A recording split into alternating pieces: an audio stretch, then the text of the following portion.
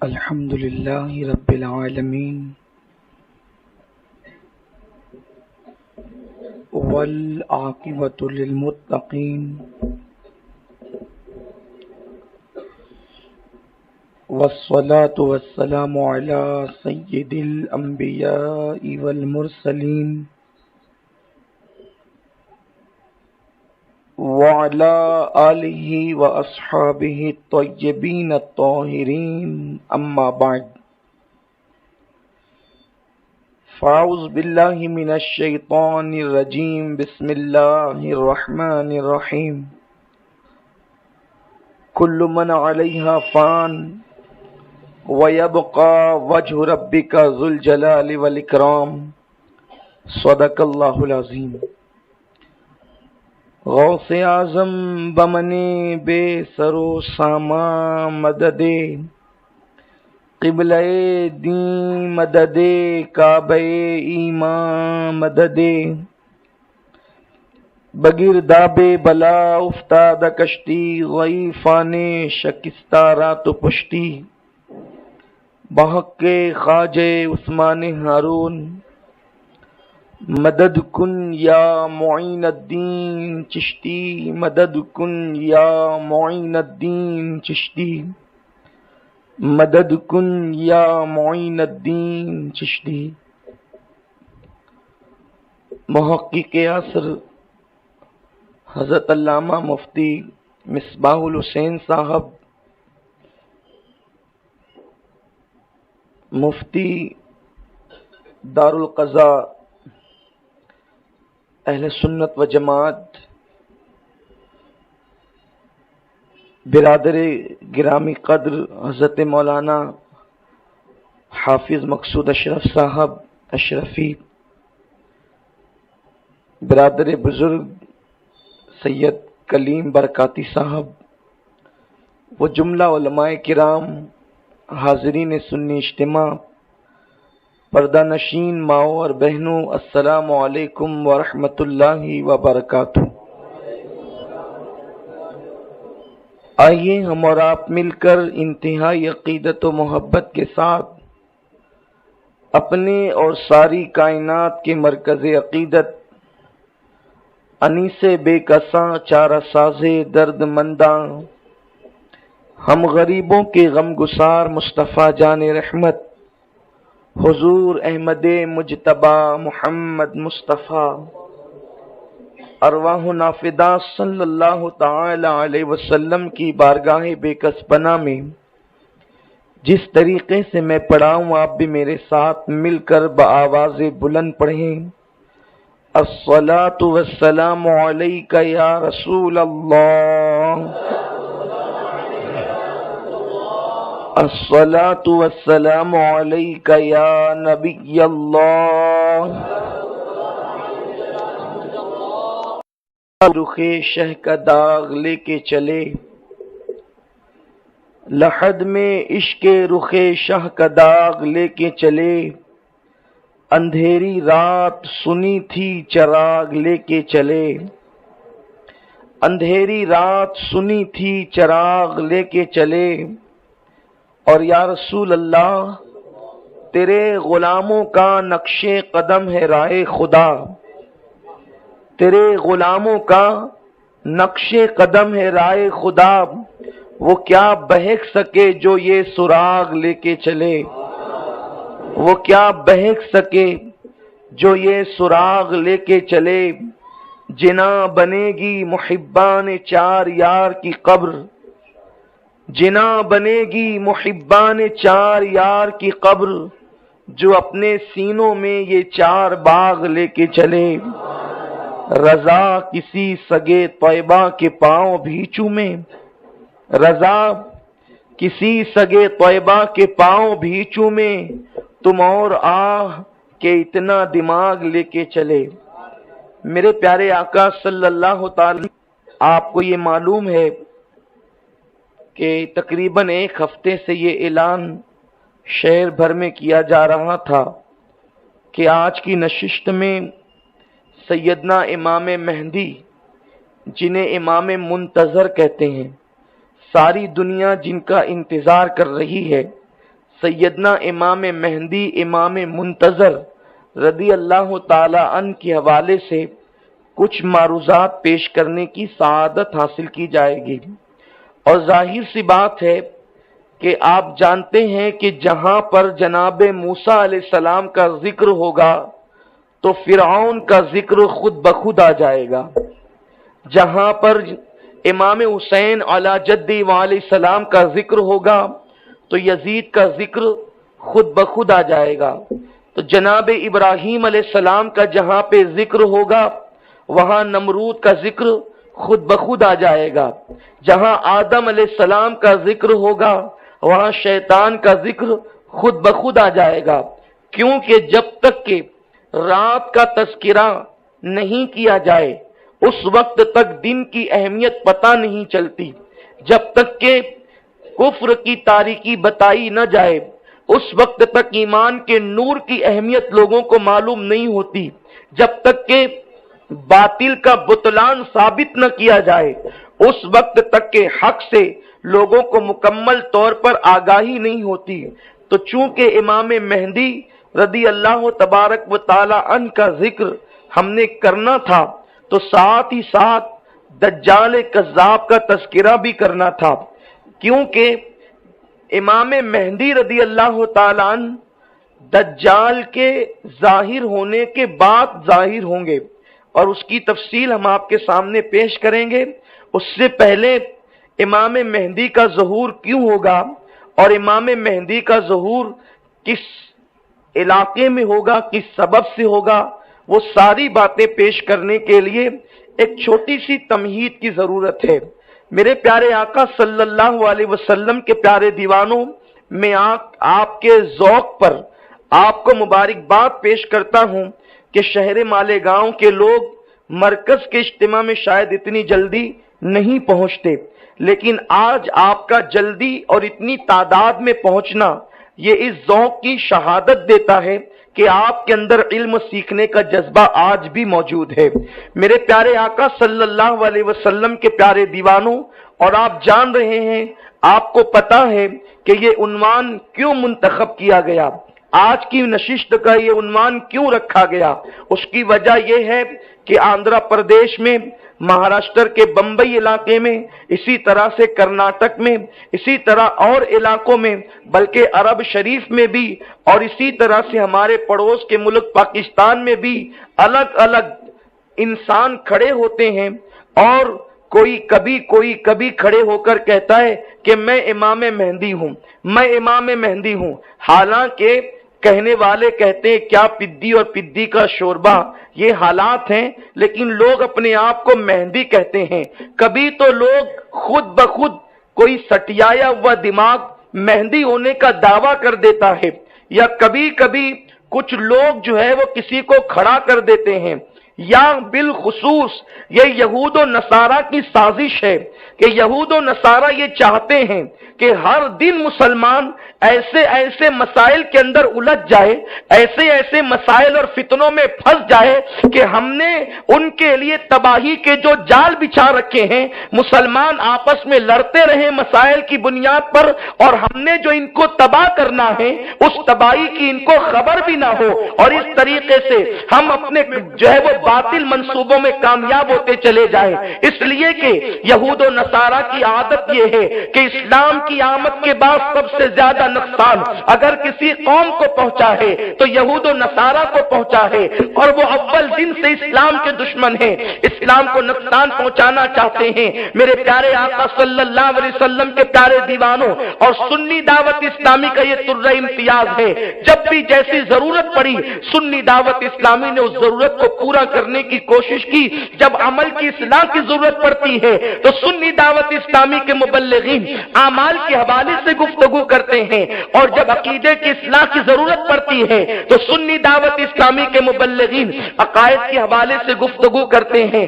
میں کوئی محقق نہیں ہوں، لیکن یہاں پر محققین بیٹھے ہوئے ہیں اور میں اپنی بساط پر گفتگو کروں گا۔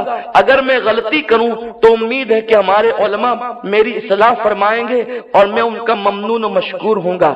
میرے پیارے آقا صلی اللہ علیہ وسلم کے پیارے دیوانوں، امام مہدی کا ظہور جو ہوگا وہ بالکل قیامت کے قریب ہوگا، اور قیامت کی بڑی نشانیوں میں سے ایک نشانی امام مہدی کا ظہور ہے۔ ظہور مہدی، بلکہ امام مہدی کے ظہور کے بعد صرف چند سال رہ جائیں گے قیامت کے قائم ہونے کو، اور ہم ابھی اس پر گفتگو کریں گے۔ پہلے ابتدا کرتے ہیں کہ قیامت قائم ہوگی۔ میں نے جس آیہ کریمہ کی تلاوت کی ہے، اللہ تبارک و تعالی قرآن مقدس میں سورۃ الرحمن میں ارشاد فرماتا ہے، کل من علیہا فان وَيَبْقَى وَجْهُ رَبِّكَ ذُو الْجَلَالِ وَالْإِكْرَامِ، سب فنا ہو جائیں گے، ہر چیز فنا ہو جائے گی، باقی رہنے والی ذات صرف اللہ تبارک و تعالی کی ذات ہے۔ میرے پیارے آقا صلی اللہ علیہ وسلم کے پیارے دیوانوں، قرآن مقدس نے وضاحت کے ساتھ بیان کر دیا، سب فنا ہوں گے، کچھ باقی نہیں رہے گا، نہ زمین، نہ آسمان، نہ چاند، نہ سورج، نہ ستارے، نہ سیارے، نہ انسان، نہ جن، کوئی چیز نہیں۔ زمین بھی فنا ہوگی، آسمان بھی فنا ہوں گے، ستارے بھی فنا ہوں گے، سیارے بھی فنا ہوں گے، سب فنا ہو جائیں گے۔ میرے پیارے آقا صلی اللہ علیہ وسلم کے پیارے دیوانوں، باقی رہنے والی ذات صرف اللہ کی ہے۔ تو جب فنا ہوں گے اسی کو قیامت کہتے ہیں۔ تو قیامت کے حوالے سے اللہ تبارک و تعالی نے اپنے پیارے حبیب صلی اللہ علیہ وسلم کو قطعی اور یقینی علم عطا فرمایا۔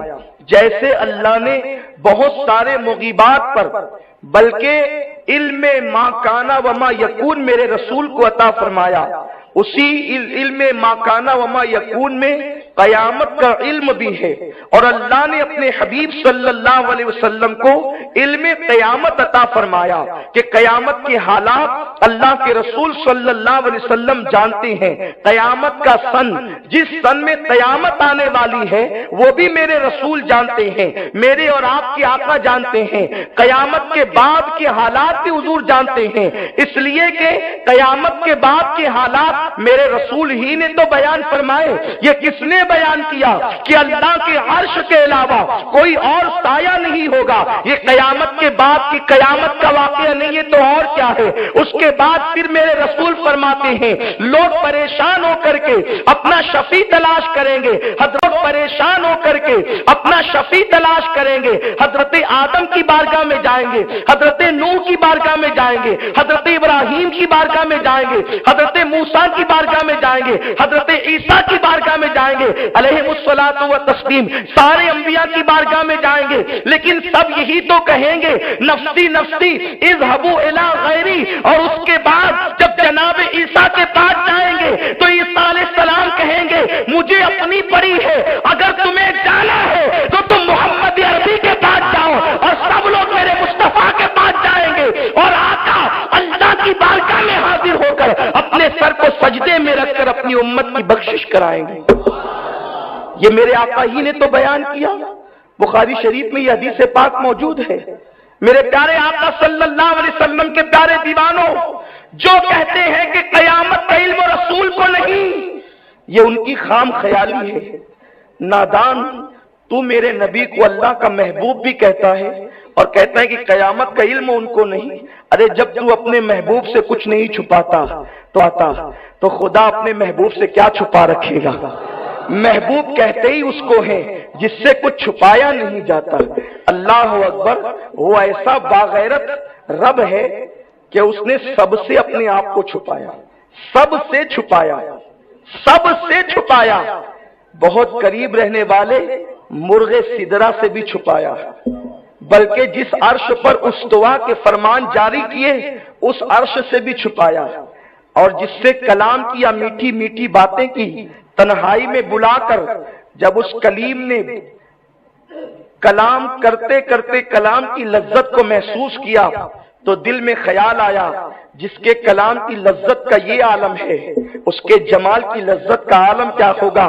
تو کلیم پھر مقام تکلم پر ایسے فدا ہوئے اور اس انداز سے اپنے مقام سے تجاوز کرتے ہوئے رب کی بارگاہ میں عرضی ڈالی دی، مولا جب کلام کرتا ہے پردے کے پیچھے سے تو ذرا اپنا آپ دکھا بھی دے۔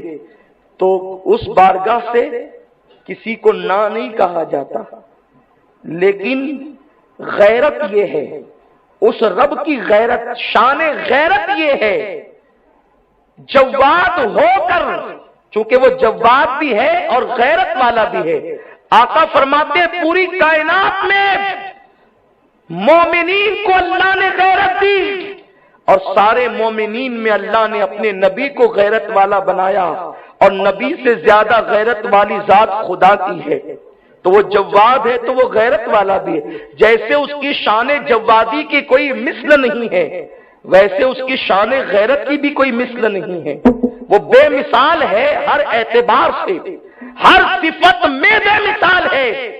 تو جب کلیم نے کہا دکھا دے، اور ایک مرتبہ نہیں بلکہ 9 مرتبہ کہا دکھا دے، تو 9 مرتبہ کے جواب میں 9 مرتبہ کہا تو نہیں دیکھ سکتا، لیکن جواب میں بھی کیا شان کریمی تھی، یہ نہیں کہا کہ میں نہیں دکھا سکتا، اس لیے کہ سوال یہ تھا کہ دکھا دے، تو جواب یہ ہونا چاہیے تھا کہ میں نہیں دکھا سکتا، لیکن کہا جا رہا ہے میں تو دکھانے پہ قدرت رکھتا ہوں، تو دیکھ نہیں سکتا۔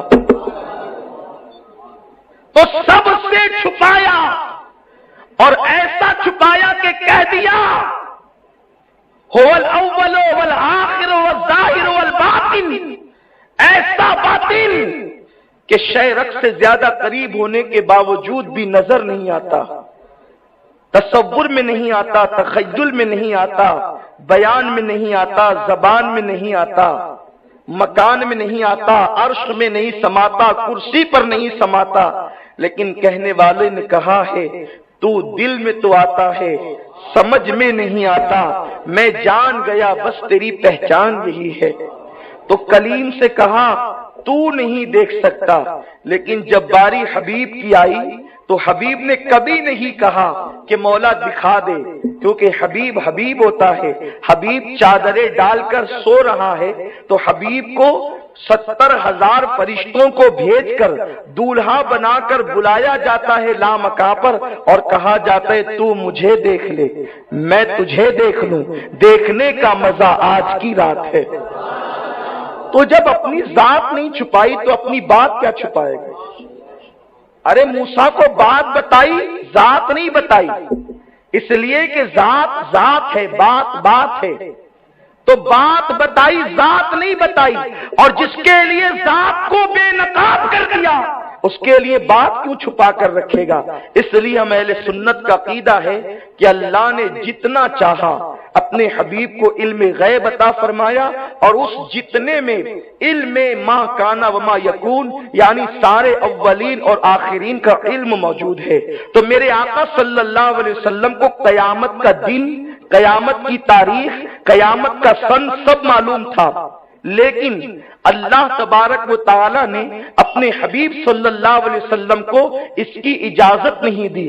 محبوب یہ علم جو ہم نے تمہیں دیا ہے یہ آپ تک رہے، آپ کسی کو نہ بتائیں، اس لیے اللہ کے حبیب صلی اللہ علیہ وسلم نے مجمع عام میں اس کو ظاہر نہیں فرمایا، لیکن میرے آقا مصطفیٰ کریم صلی اللہ علیہ وسلم نے ایسی نشانیاں بتا دی کہ اگر اس نشانی پر ہم غور کریں تو ہم بالکل آسانی کے ساتھ اندازہ کر سکتے ہیں کہ قیامت کب قائم ہوگی۔ میرے پیارے آقا صلی اللہ علیہ وسلم کے پیارے دیوانوں، اب آئیے آقا کریم صلی اللہ علیہ وسلم نے جو نشانیاں بتائی ان کو علماء نے، فقہا نے، متکلمین نے 2 حصوں میں تقسیم کیا ہے، ایک کو چھوٹی نشانیاں اور ایک کو بڑی نشانیاں قرار دیا ہے، اور جب تک کہ بڑی نشانیوں کی تعداد تقریباً 10 یا 12 بتائی جاتی ہے، جب تک کہ یہ نشانیوں کا ظہور نہیں ہوگا اس وقت تک قیامت قائم نہیں ہوگی۔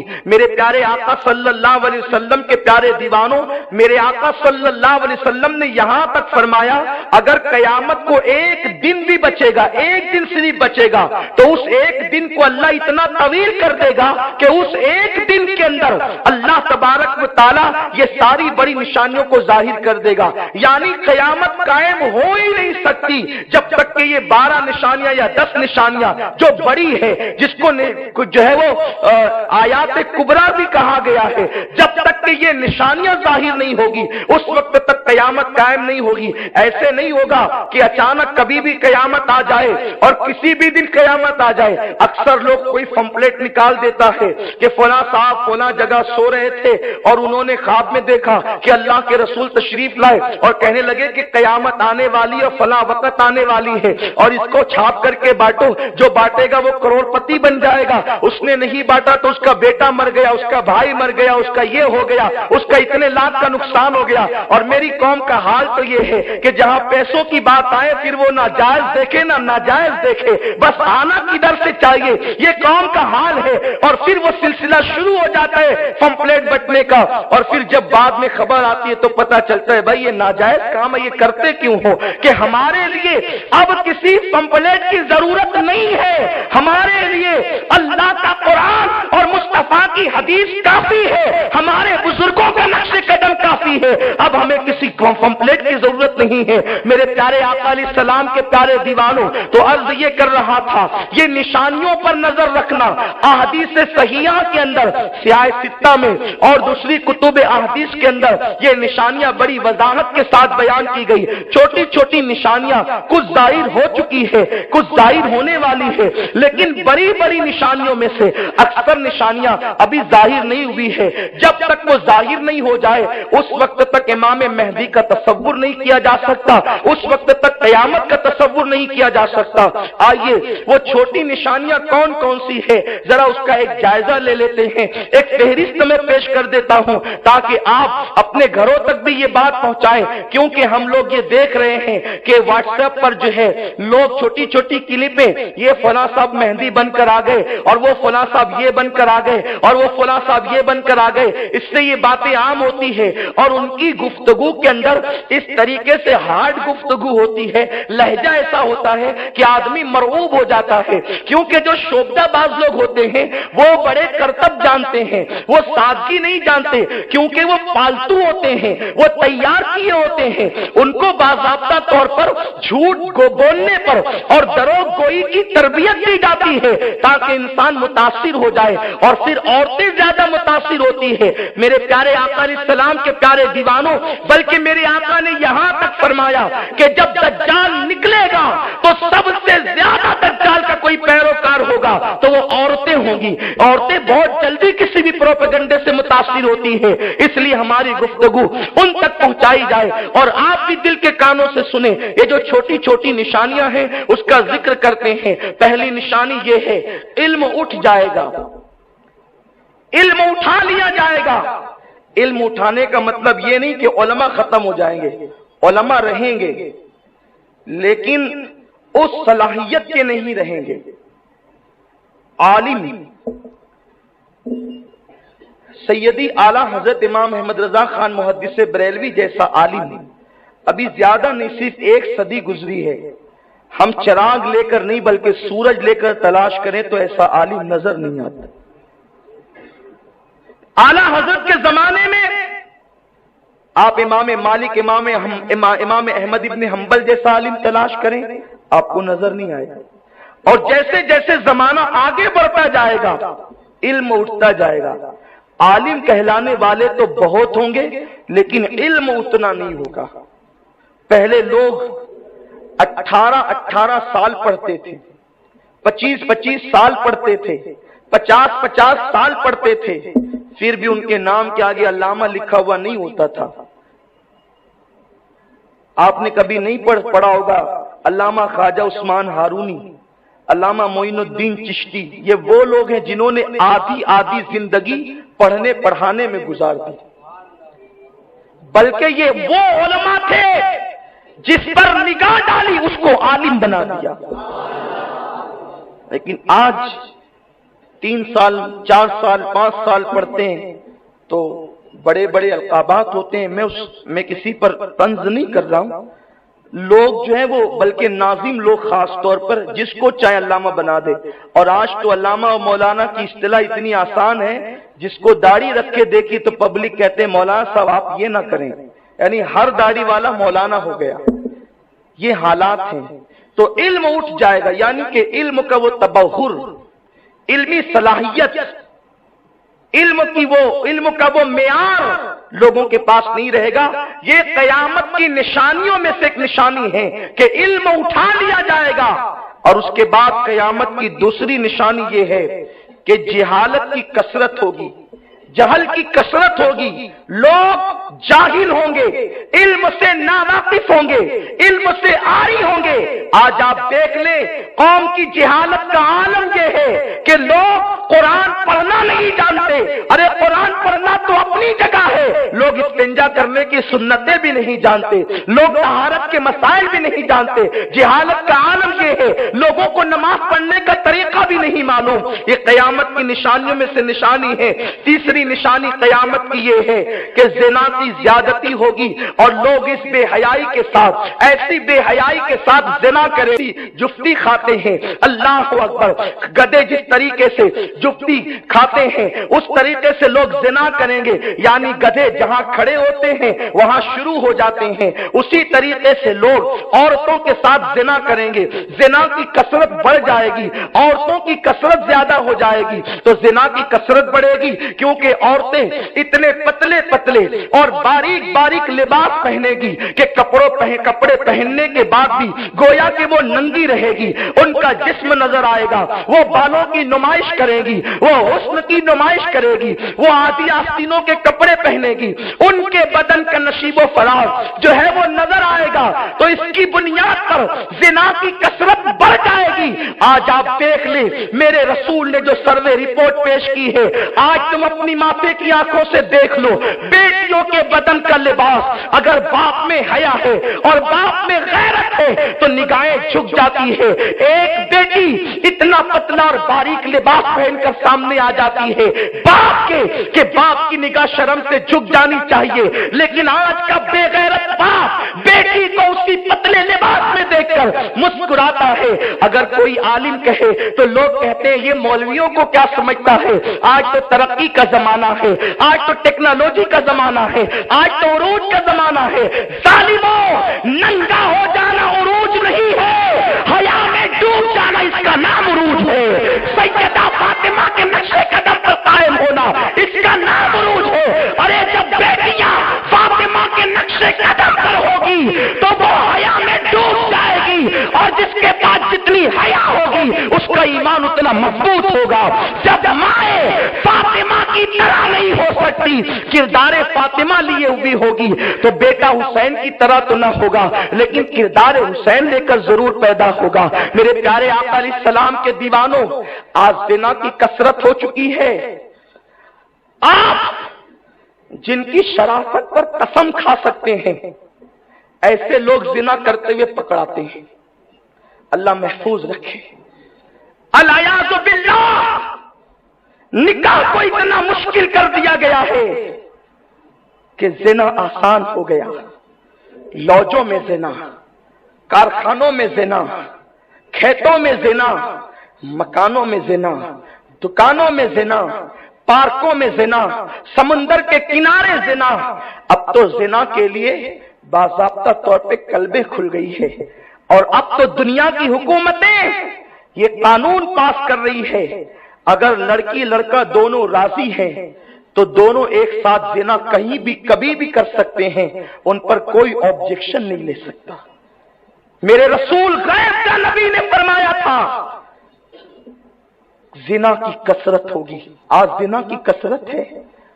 اور ایک حیرت انگیز بات جو میں حدیث کے مطالعے کے درمیان آج کلیجے کو لرزا دینے والی بات، اس سے پہلے نگاہوں سے حدیث پاک گزری لیکن اس پر اتنا غور نہیں کر سکا تھا. آج جب اسی عنوان پر گفتگو کرنی تھی اور مطالعے کے لیے بیٹھا تو ایک حیرت انگیز بات سمجھ میں آئی اور صراحت سے میرے رسول نے فرمائی. آقا فرماتے ہیں زنا کی جب کثرت ہوگی، توجہ فرمائیں، یہ قریب قیامت کی چھوٹی نشانیاں، یہ چھوٹی ہے، ابھی بڑی کا ذکر باقی ہے. جب قیامت قریب ہوگی زنا کی کثرت ہوگی. اور جب زنا کی کثرت ہوگی تو اکثر مردوں کے بچے، اکثر، میرے رسول فرما رہے اکثر، اقلیت میں نہیں، اکثر لوگ سوچیں گے کہ یہ اولاد میری ہے، لیکن اس کی اولاد دوسروں کی ہوگی، یعنی بچوں کی اکثریت زنا سے ہوگی، بچوں کی اکثریت زنا سے، قریب قیامت اکثر بچے زنا سے پیدا ہوں گے۔ اب یہیں پر آپ کے سوال کا جواب بھی دے دوں، لوگ کہتے ہیں کہ اتنے گستاخ رسول بڑھتے کیوں جا رہے ہیں؟ میں طنز نہیں کر رہا ہوں، حدیث کی حقیقت میں آپ کے سامنے شرح پیش کر رہا ہوں۔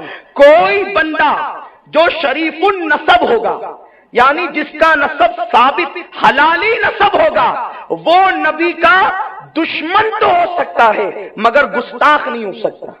دشمن اور گستاخ میں فرق ہے، توجہ فرمائیں، نبی دشمنی میں اور نبی گستاخی میں فرق ہے۔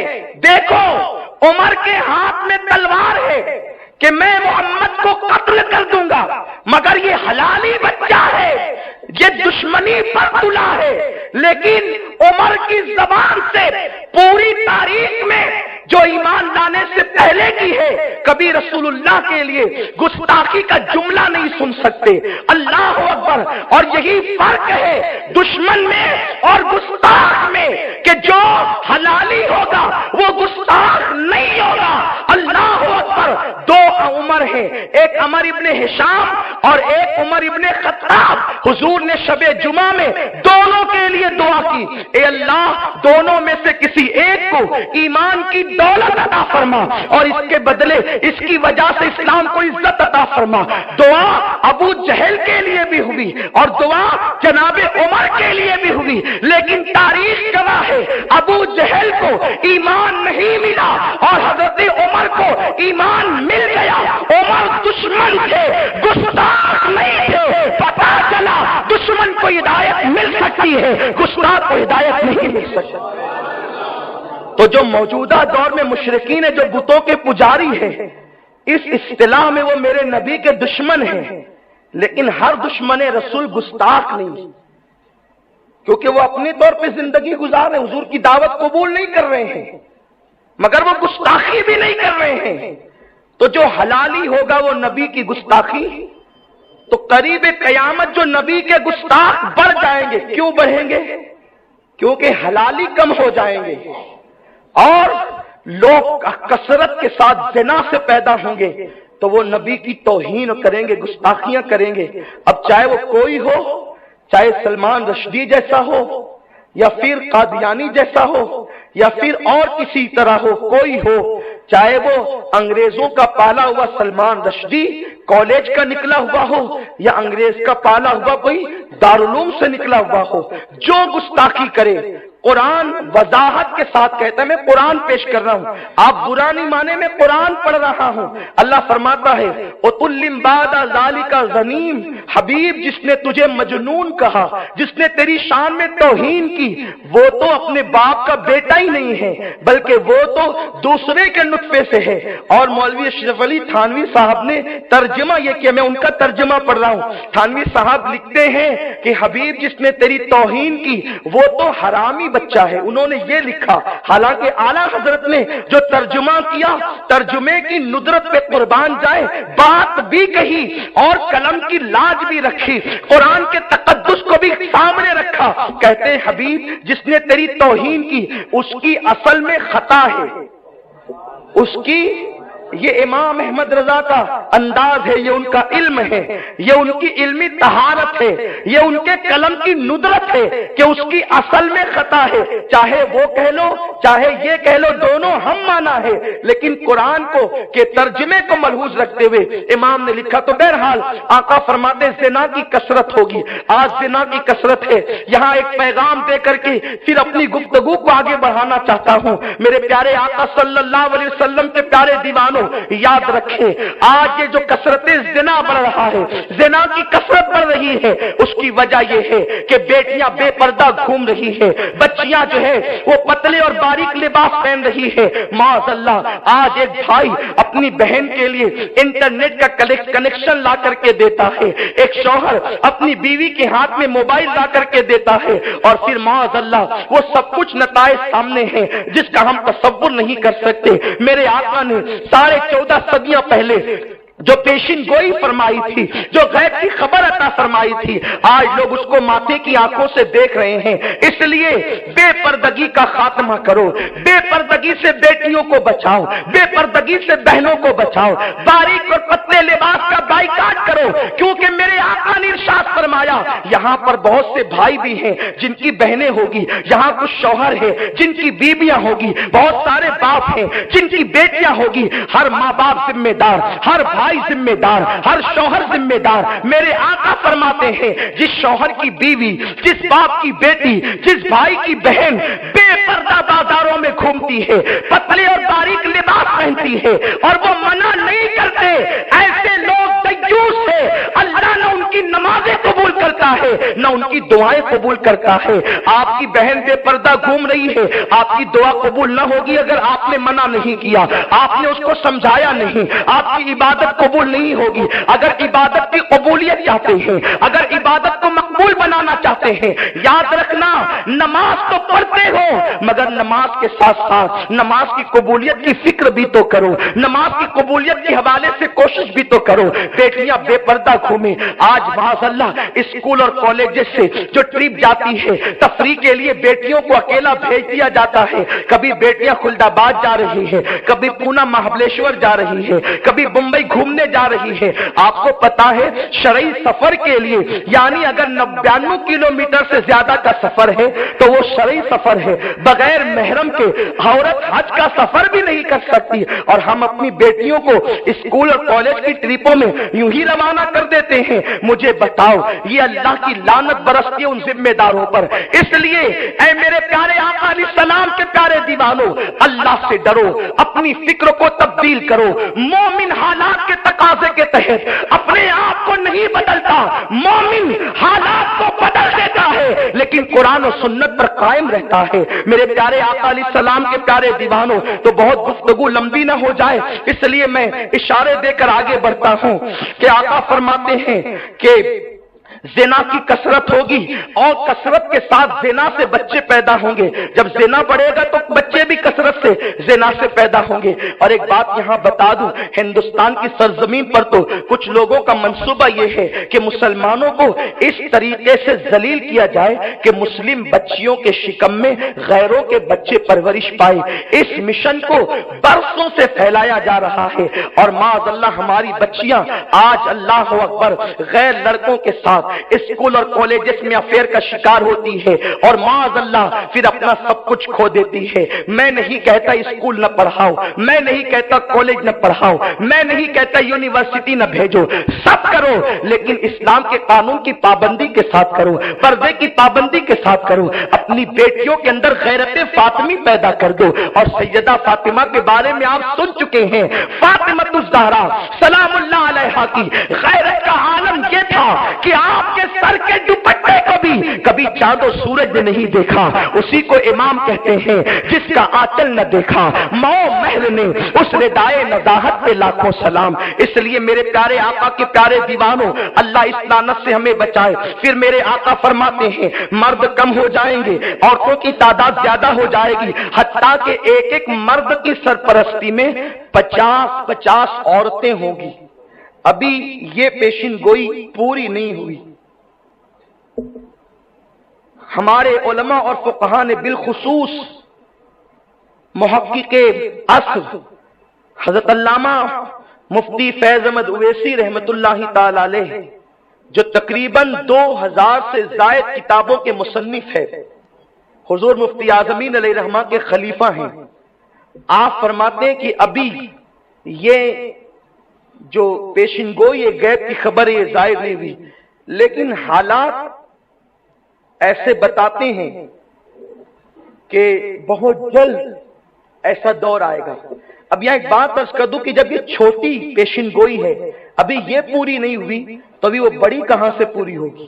تو جو آج اجلت میں امام مہدی بن کر کے باہر آ رہے ہیں تو ان کو معلوم ہونا چاہیے کہ حدیث میں ایک کنڈیشن ہے، شرائط ہیں، اس کے بعد امام مہدی آئیں گے، اور امام مہدی اسی طرح اچانک ایسے نہیں آ جائیں گے، اس کی کچھ نشانیاں ہیں اور اس کے کچھ آثار ہیں، اس آثار کے مطابق آئیں گے۔ تو آج تو حالت یہ ہے کہ پورے ہندوستان میں، ہمارے ملک ہندوستان کا حال یہ کہ آج بیٹیوں کی قلت ہے۔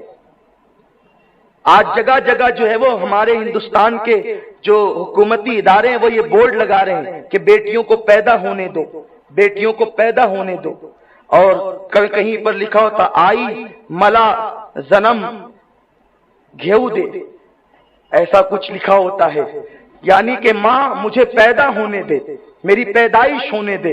میں مراٹھی اتنی نہیں جانتا ہوں، یہ اور بات ہے کہ پیدا مہاراشٹر میں ہوا ہوں، لیکن سمجھتا ہوں، بول نہیں پاتا ہوں کیونکہ بے ہنر و بے تمیز کس کو ہوئے ہیں عزیز۔ بہرحال اگر کہیں کوئی غلطی ہو تو نظر انداز نہ کیجیے گا، اطلاع کر دیجیے گا، آگے اصلاح ہو جائے گی انشاءاللہ۔ تو میرے پیارے آقا علیہ السلام کے پیارے دیوانوں، تو عورتوں کی کثرت ہوگی۔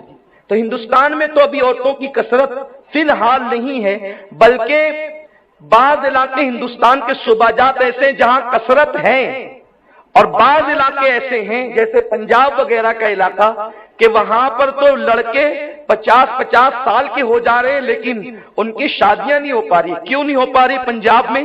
اس لیے نہیں ہو پا رہی ہے کہ وہاں بیٹیاں نہیں ہیں، اگر بیٹیاں ہو تو وہ شادیاں کرے۔ یہ حالات ہیں، یہ جو ہے وہ گزشتہ 6 مہینے کی خبروں کا میں ماحصل آپ کے سامنے پیش کر رہا ہوں۔ تو میرے پیارے آقا علیہ السلام کے پیارے دیوانوں، یہ حالات ہیں۔ تو ابھی یہ نشانی ظاہر نہیں ہوئی، لیکن آقا کریم صلی اللہ علیہ وسلم فرماتے عورتوں کی کثرت ہوگی۔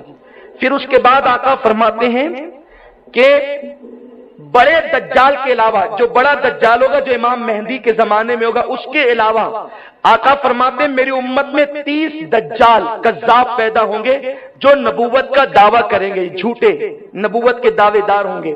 اس میں سے کئی پیدا ہو چکے اور کئی پیدا ہونے کے باقی ہیں۔ ابھی یہ پوری مکمل طور پر، جیسے کہ مسلمہ کذاب نے دعویٰ کیا، اس کے بعد اسود انسی نے دعویٰ کیا، غلام احمد قادیانی نے دعویٰ کیا، اس طرح بہت سارے لوگوں نے دعوے کیے، لیکن ان کی مٹی پلید ہوئی، لوگوں نے ان کو قبول نہیں کیا۔ یہ میرے نبی کی غیب کی خبر جو ہے وہ سچی ثابت ہونی تھی، اور سچی ثابت ہوئی کہ وہ جھوٹے ثابت ہوئے۔ آقا فرماتے ہیں مال کی کثرت ہوگی، مال کی بڑی فراوانی ہوگی، بلکہ آقا کریم صلی اللہ علیہ وسلم یہاں تک فرماتے ہیں نہر فرات اپنے خزانوں کو اگل دے گی، فرات سے خزانے نکلیں گے۔ اب یہ خزانے نکلنے سے مراد یہ بھی علماء نے لیا ہے کہ وہاں پر توجہ فرمائیں، یہ میرے رسول کا فرمان ہے، قربان جائیں میرے نبی کی فصاحت پر۔ علماء فرماتے ہیں کہ نہر فرات اپنا خزانہ اگلے گا، اس کا ایک ظاہر معنی یہ ہے کہ فرات سے خزانے نکلیں گے، لیکن نہر فرات سے مراد فرات کی زمین ہے اور وہاں سے خزانے نکلیں گے۔ اسی لیے تو آج امریکہ کی پوری نظر عراق پر ہے۔ کیوں؟ اس لیے کہ جہاں جہاں ان کی دادا گیری چلتی تھی وہاں پیٹرول کے کنویں خشک ہو رہے ہیں، تو ظاہر سی بات ہے کہ جہاں پر اب پیٹرول محفوظ ہے یا جہاں سے نکلنے کی امید ہے وہاں نظر لگائے ہوئے۔ امریکہ تحقیق کر کے نظر لگایا، میرے رسول نے مدینہ منورہ میں بیٹھ کر خبر عطا فرمائی۔ اور کوئی غیب کیا تم سے نہا ہو بھلا، جب نہ خدا ہی چھپا تم پہ کروڑوں ضرور۔ یہ غیب نہیں ہے تو اور کیا ہے؟ تو جو ہے وہ مال کی کثرت ہوگی، نہر فرات اپنے خزانے کھول دے گی، سونے چاندی کے پہاڑ ہوں گے، سونے چاندی کے۔ یہ حدیث ہے، سنیوں مسلمانوں تم نے حدیث پر غور نہیں کیا، اپنے نبی کی حدیث کو پڑھا نہیں، دشمنوں نے پڑھ کر سمجھنے کی کوشش کی اور اس کے مطابق کامیاب ہونے کی کوشش کی۔ سونے چاندی کے پہاڑ ہوں گے۔ یہ پہاڑ کہاں ہوں گے؟ افغانستان پر جو امریکہ کا حملہ ہوا، لوگ اس زمانے میں حیران تھے کہ آخر افغان کے چٹیل میدانوں میں کیا جو امریکہ یہاں پر گھسنے کی کوشش کر رہا ہے، تو بعد میں جب تسلط ہوا اور تحقیق ہوئی تو پتا چلا کہ وہاں سونے چاندی کے پہاڑ موجود ہیں۔ رہنے والوں کو خبر نہیں، افغان والوں کو خبر نہیں، میرے رسول نے 1450 سال پہلے خبر عطا فرمائی۔ یہ میرے رسول کا معجزہ ہے۔ اب بھی اگر کوئی کہتا ہے یہ حدیثیں سارے مکاتب فکر کے لوگ بیان کرتے ہیں، لیکن پھر سب حدیثیں پڑھنے کے بعد کہتے ہیں ان کو تو غیب کی خبر نہیں تھی۔ ارے نادان، یہ جو سونے چاندی کے پہاڑ کی خبر افغان میں جس نے دی ہے وہ میرا اور آپ کا رسول نہیں تو اور کون ہے؟ اور تمہیں کیسے پتا چلا کہ سونے چاندی؟ بلکہ تو لوگ یوں ہی پڑھ کے گزر جاتے تھے۔ اب اخبارات میں آیا ہے کہ تحقیق ہو رہی تو پتا چل رہا ہے کہ سونے چاندی کے پہاڑ افغان میں ہیں۔ آج سے 10-12 سال پہلے ہماری جماعت کے ہمارے استاد عطائے حضور مفتی اعظمین کے استاد نے جب ان سے پوچھا گیا تھا کہ وہاں امریکہ کیوں گھسنا چاہتا ہے، وہاں تو روٹی کا ٹکڑا بھی نہیں ہے، تو انہوں نے کہا تھا کہ وہاں چاندی کے پہاڑ ہیں، قیمتی پہاڑ ہیں۔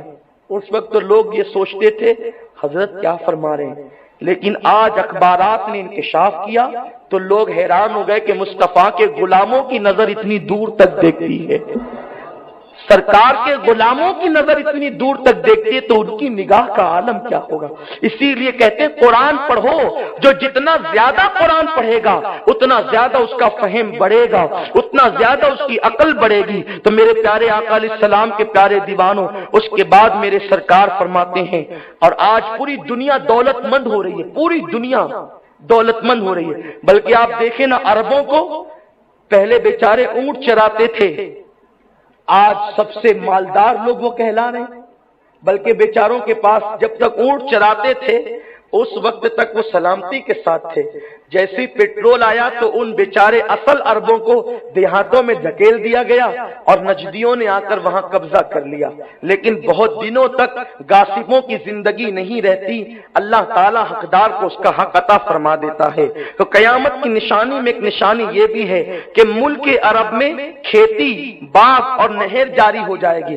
عرب کے چٹیل میدانوں میں باغ نہیں ہے، کھیتیاں نہیں ہوتی تھی، نہریں نہیں تھی۔ آقا فرماتے ہیں عرب میں کھیتی ہوگی، عرب میں نہریں جاری ہوگی، عرب میں باغ لگیں گے، اور آپ کو حیرت ہوگی لوگ پہلے عرفات میں جاتے تھے تو اتنی شدت کی دھوپ ہوتی تھی کہ جو لوگ حلق کراتے تھے ان کا سر دھوپ کی تپش سے جلنے لگتا تھا۔ لیکن آج آپ جا کر کے دیکھیں عرفات کے میدان میں جگہ جگہ نیم کے درخت لگے ہیں، ہریالی ہی ہریالی ہے۔ میرے رسول نے یہ بھی کہا تھا کہ عرفات میں ہریالی کا ہو جانا قیامت کی نشانیوں میں سے ایک نشانی ہے۔ اور آپ کو بتاؤں، اب مکے کے پہاڑوں کو کاٹ کر نہریں بنائی جا رہی ہے، نجد کے پہاڑوں کو کاٹ کر نہریں نکالی جا رہی ہے، گارڈن بنائے جا رہے ہیں، باغ ترتیب دیے جا رہے ہیں۔ میرے آقا علیہ السلام نے فرمایا تھا، آج وہ پیشن گوئی آپ پوری ہوتے ہوئے دیکھ رہے ہیں۔ اس کے بعد میرے رسول نے فرمایا دین پر قائم رہنا اتنا دشوار ہوگا جیسے مٹھی میں انگارہ لینا، یہاں تک کہ انسان قبرستان میں جا کر قبروں کے پاس بیٹھ کر کہے گا وہ جو ایمان کی غیرت رکھتا ہو کاش کہ میں قبر کے اندر چلا جاتا اور میں زمین پہ زندہ نہ رہتا۔ ایمان بچانا اتنا مشکل ہوگا۔ آج آپ دیکھیں معاذ اللہ گستاخوں کا ٹولہ ایک طرف، فلموں کا ماحول ایک طرف، گناہوں کی گندگی ایک طرف، انٹرنیٹ کی گندگی ایک طرف، ٹی وی چینلوں کی گندگی ایک طرف، یہ سارا گندگی کا ماحول ہے۔ اور اس میں شریف مومن اپنے ایمان کو بچانے کے اندر بہت زیادہ پریشان ہے کہ ایمان بچے تو کیسے بچے۔ معاذ اللہ انسان گھر سے یہ تصور کر کے نکلتا ہے کہ دل میں تقوی کو بسانا ہے، لیکن جو ہے وہ پکچر کے پوسٹر لگے ہیں، دکانوں پر گندی تصویروں کے بورڈ لگے ہیں، یہ ساری گندگی جو ہے وہ معاذ اللہ انسان کے ایمان کو خطرے میں ڈالتی ہے۔ بلکہ اللہ اکبر، میرے پیارے آقا علیہ السلام کے پیارے دیوانوں، آج دولت دے کر، ڈالر دے کر، پیسے دے کر ایمان کا سودا کرنے کی کوشش کی جا رہی ہے، مگر میرے رسول نے فرمایا کہ انگاروں کو ہاتھوں میں لینا جتنا مشکل اور دشوار ہوگا اتنا ہی دین پر قائم رہنا مشکل ہوگا۔ ہوگا. آقا فرماتے ہیں وقت سے برکت ختم ہو جائے گی, وقت سے برکت اٹھ جائے گی. آقا کریم فرماتے ہیں سال میں مہینے کی طرح گزر جائیں گے, اسی طرح مہینے ہفتے کی طرح گزرے گا, ہفتہ جو ہے وہ دنوں کی طرح گزرے گا, اور دن جو ہے اسی طرح گھنٹوں کی طرح گزرتے چلے جائیں گے. میرے پیارے آقا علیہ السلام کے پیارے دیوانوں, قیامت کی یہ نشانی تو آپ یہیں دیکھ سکتے ہیں. ابھی ہم یہ شروع کر رہے ہیں اپنی گفتگو شروع بھی نہیں ہوئی, تمہید ہو رہی ہے اور کون گھنٹہ ختم ہو گیا. یہ وقت سے برکت نہیں چلی گئی تو اور کیا ہے. پیارے آقا علیہ السلام کے پیارے دیوانوں, آقا فرماتے ہیں وقت سے برکت ختم ہو جائے گی اور سال مثل مہینے کے گزرے گا. ابھی آپ نہیں دیکھتے, آپ یوں سوچتے کہ رمضان شریف تو ابھی گیا اور ابھی پھر آ رہا ہے. میرے پیارے آقا علیہ السلام کے پیارے دیوانوں, تو یہ وقت سے برکت ختم ہونا یہ بھی قیامت کی نشانیوں میں سے ایک نشانی ہے. یعنی وقت جلدی جلدی گزرے گا. اس کے بعد اب جلدی جلدی سے میں آپ تک گفتگو پہنچاؤ. آقا فرماتے ہیں زکات دینا لوگوں پر بڑا بھاری پڑے گا. لوگ زکات کو تاوان یعنی ٹیکس سمجھیں گے. آپ دیکھو پورا سال مالیگاؤں کا سیٹ ہو یا پوری دنیا کا سیٹ ہو, پورا سال کماتا ہے, تجوریاں بھرتا ہے, بینک بھرتا ہے, بتاؤ سال بھر کس نے دیا؟ اللہ نے دیا. لیکن جو کریم عطا کرتا ہے سال میں ایک مرتبہ 2.5% اس اللہ کے حکم سے نکالنے میں جو ہے معاذ اللہ لوگوں کو تکلیف ہوتی ہے. رمضان شریف قریب آتا ہے, لوگ پلاٹ خریدنے شروع کر دیتے ہیں اس تصور کے ساتھ, پتہ نہیں کس جاہل نے ان کو مسئلہ بتا دیا کہ پلاٹ پر زکات نہیں ہے, تو وہ خرید کر پیسے اٹکاتے ہیں. جیسے یہ اوروں سے چھپاتے ہیں تو خدا سے بھی چھپا لیں گے. سن لو, ان مالداروں تک فقیر قادری کی بات پہنچا دی جائے, اگر تم پلاٹوں میں پیسے پھنسا کر اپنے روپیوں کو زکات کی بچانا چاہو گے تو میرا کریم قادر مطلق ہے, وہ اپنی شان کے مطابق نکال لے گا اور سال بھر پریشانی میں گزرے گا. اس لیے یاد رکھو زکات کو تاوان نہ سمجھنا, زکات خوش دلی سے نکال دیا کرو. آقا فرماتے ہیں جس نے زکات نکال دیا اس نے اللہ کے قلعے میں اپنے مال کو محفوظ کر لیا, اس کا مال محفوظ ہو گیا. پیارے آقا کے پیارے دیوانوں, آقا فرماتے ہیں علم دین پڑھیں گے مگر دین کے لیے نہیں, اللہ کے لیے نہیں پڑھیں گے, جھگڑے فساد کے لیے. اس سے لڑ, اس سے لڑ, اس سے مناظرہ کر, اس سے مجادلہ کر. یہ قیامت کی نشانیوں میں سے نشانی. اپنے علم کی ڈھاپ بٹھانے کے لیے علم پڑھا جائے گا, علم اللہ کی معرفت کے لیے نہیں پڑھا جائے گا. پھر اس کے بعد فرماتے ہیں مرد اپنی عورت کا موتی ہوگا, اطاعت گزار, یعنی وہ جی حضور اگر کسی کو کہے گا تو اپنی بیوی کو کہے گا. آج عورتیں قبلہ بن گئی نا, لوگ موتی ہو گئے. مالیگاؤں کی زبان میں لوگ جورو کے غلام ہوتے جا رہے ہیں. بیوی نے کہا فلم میں جانا ہے جی حضور, ٹی وی لانا ہے جی حضور, یہ کرنا ہے جی حضور, الگ نکلنا ہے جی حضور, ماں باپ کو چھوڑنا ہے جی حضور, سب. اور ماں باپ نے کہہ دیا یہ چاہیے, کہتا ہے تم کو بڑھاپے میں کتنا لگتا ہے. عورتیں قبلہ بن گئی. بہتوں کو تو میں جانتا ہوں جب ان سے کوئی بات کہے نا کہ ہمیں یہ کرنا ہے, کہتے ذرا میں گھر پہ مشورہ کر لوں. جب میں ذہن پہ زور دیتا ہوں یا اللہ اس کے گھر میں ایسا مدبر کون ہے جس سے یہ مشورہ کرے گا, تو خوب ذہن پہ زور دینے کے بعد پتہ چلتا ہے اس کی ناقص العقل عورت کے علاوہ کوئی بھی تو اس کے گھر میں ہے نہیں, اور یہ اس سے مشورہ کرے گا. حالانکہ میرے رسول نے فرمایا تھا عورتوں کو خواب نہ بیان کرو, عورتوں کو خواب نہ بتاؤ, ان سے مشورے نہ کرو. مشورے مردوں سے کیے جاتے ہیں عورتوں سے نہیں, لیکن لوگ عورتوں سے مشورہ کرتے ہیں. اب وہ بیچاری ناقص العقل جو مشورہ دے گی تو پھر دیکھ لیجیے. اور حال یہ ہے جس گھر کا نظام عورتیں چلائے وہ گھر میں قیامت آتی ہے. مجھے تو اپنے ملک کی خیریت کی دعا کرنے کو جی چاہتا ہے. ہمارے ملک کا نظام تو ایک ناری ہی چلا رہی ہے نا, بیچارے پگڑی والے بابا تو صرف ایک پوسٹر پر ہے اور باقی سارا نظام تو عورت کے ہاتھ میں ہے. تو یہ بھی قیامت کی نشانیوں میں سے ایک نشانی ہے. لوگ عورتوں کے موتی ہو جائیں گے, عورتوں کے فرما بردار ہو جائیں گے. یاد رکھو اب اس کا یہ مطلب نہیں کہ عورتوں کو مارنا پیٹنا شروع کر دو, عورتوں پہ ظلم کرنا شروع کر دو. نہیں, عورت نہ پیر کی جوتی ہے نہ سر کا تاج ہے. عورت پیر کی جوتی بھی نہیں, سر کا تاج بھی نہیں, وہ بائیں پسلی سے پیدا کی گئی ہے. اس کو دل کے قریب رکھو. وہ دل کے قریب رہنے کی چیز ہے، اس کو دل کے قریب رکھو۔ اللہ تعالیٰ نے اسی لیے اس کو پیدا کیا، جس کی جو حیثیت ہے اس کو وہ حیثیت دینا چاہیے۔ تو عورتیں قبلہ بن جائے گی، لوگ عورتوں کی فرما برداری کریں گے، اور ایسے مردوں پر میرے رسول نے لعنت بھی کی صلی اللہ علیہ وسلم، جو عورتوں کی فرما برداری کرے، یعنی اسی کے کہنے پہ چلے، وہ صحیح کہے غلط کہے، اسی کے آقا نے اس پہ لعنت کی ہے۔ اس لیے مردوں کو اپنی عقل سے کام کرنا چاہیے، لیکن عذرائے شفقت، اگر بیوی کی تعلیف قلبی کے لیے اس سے مشورہ کر لیا جائے، ماننے کے لیے نہیں، اس کی تعلیف قلبی کے لیے، تو میں سمجھتا ہوں کہ آج کے دور میں کوئی حرج بھی نہیں ہوگا، کیونکہ تعلیف قلبی ایک الگ چیز ہے اور مشورے کو مان لینا الگ چیز ہے۔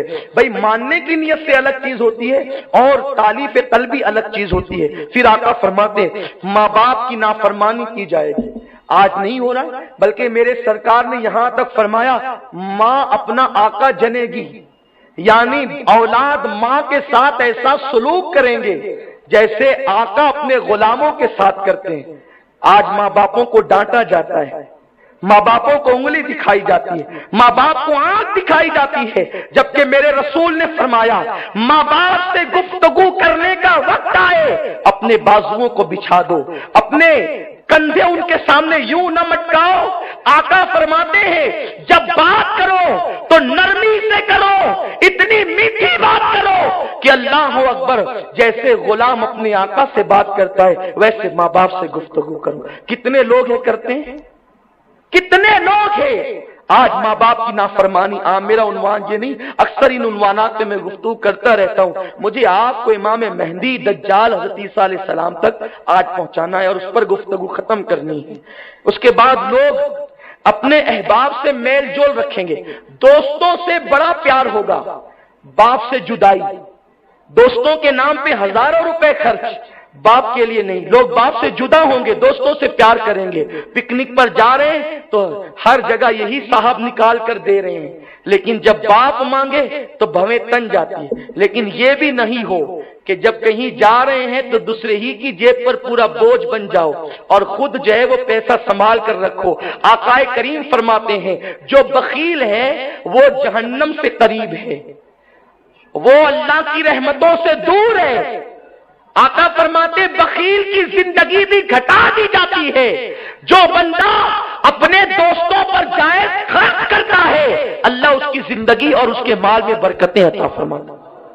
آقا فرماتے لوگ مسجدوں میں چلائیں گے، ہنگامے ہوں گے مسجدوں میں، آپ نہیں سنتے مسجدوں کے اندر لڑائیاں ہو رہی ہے، چلم چلی ہو رہی ہے، مسجدوں کے اندر ہنگامے ہو رہے ہیں، مار پیٹ ہو رہی ہے، اختلافات ہو رہے ہیں، اور کچھ حضرات کی جہالت پر سر پیٹنے کو جی چاہتا ہے کہ انہوں نے مسجد کو ایک اسلامی لوج بنا رکھی ہے، لیکن حق کہنے والے کو لوگ برا ہی سمجھتے ہیں۔ یقیناً میں جانتا ہوں اس کو بھی لوگ مسلکی تعصب کا نام دیں گے، لیکن میرے آقا کے دیوانوں، مسجد کپڑے سکھانے کی جگہ تو نہ تھی، مسجد کھانا کھانے کی جگہ تو نہ تھی، مسجد سونے کی جگہ تو نہ تھی، مسجد اخبار پڑھنے کی جگہ تو نہ تھی۔ 3 دن تک کے، 10 دن تک کے، 40 دن تک مسجدوں میں پڑے رہتے ہیں، سارے معاملات وہیں ہوتے ہیں۔ یہ قیامت کی نشانیوں میں سے ایک نشانی ہے، یاد رکھو اپنے گھروں میں رہو۔ مسجد عبادت کے لیے ہے، مسجد تعلیم کے لیے ہے،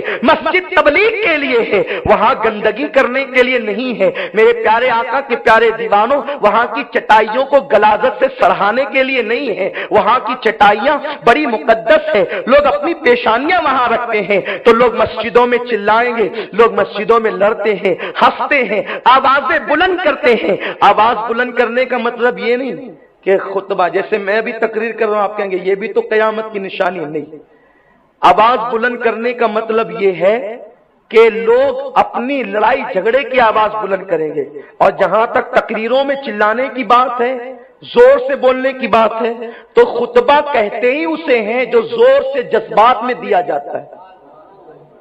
حدیث پاک ہے کہ جب میرے سرکار خطبہ دیتے تھے تو کبھی دائیں جھکتے کبھی بائیں جھکتے، اور حضور کے جذبات ایسے ہوتے کہ حضور کے جذبات سے میرے نبی کا گورا گورا چہرہ سرخ ہو جاتا، اور ایسا لگتا حضور عالم جذبات میں منبر سے نیچے تشریف لائیں گے۔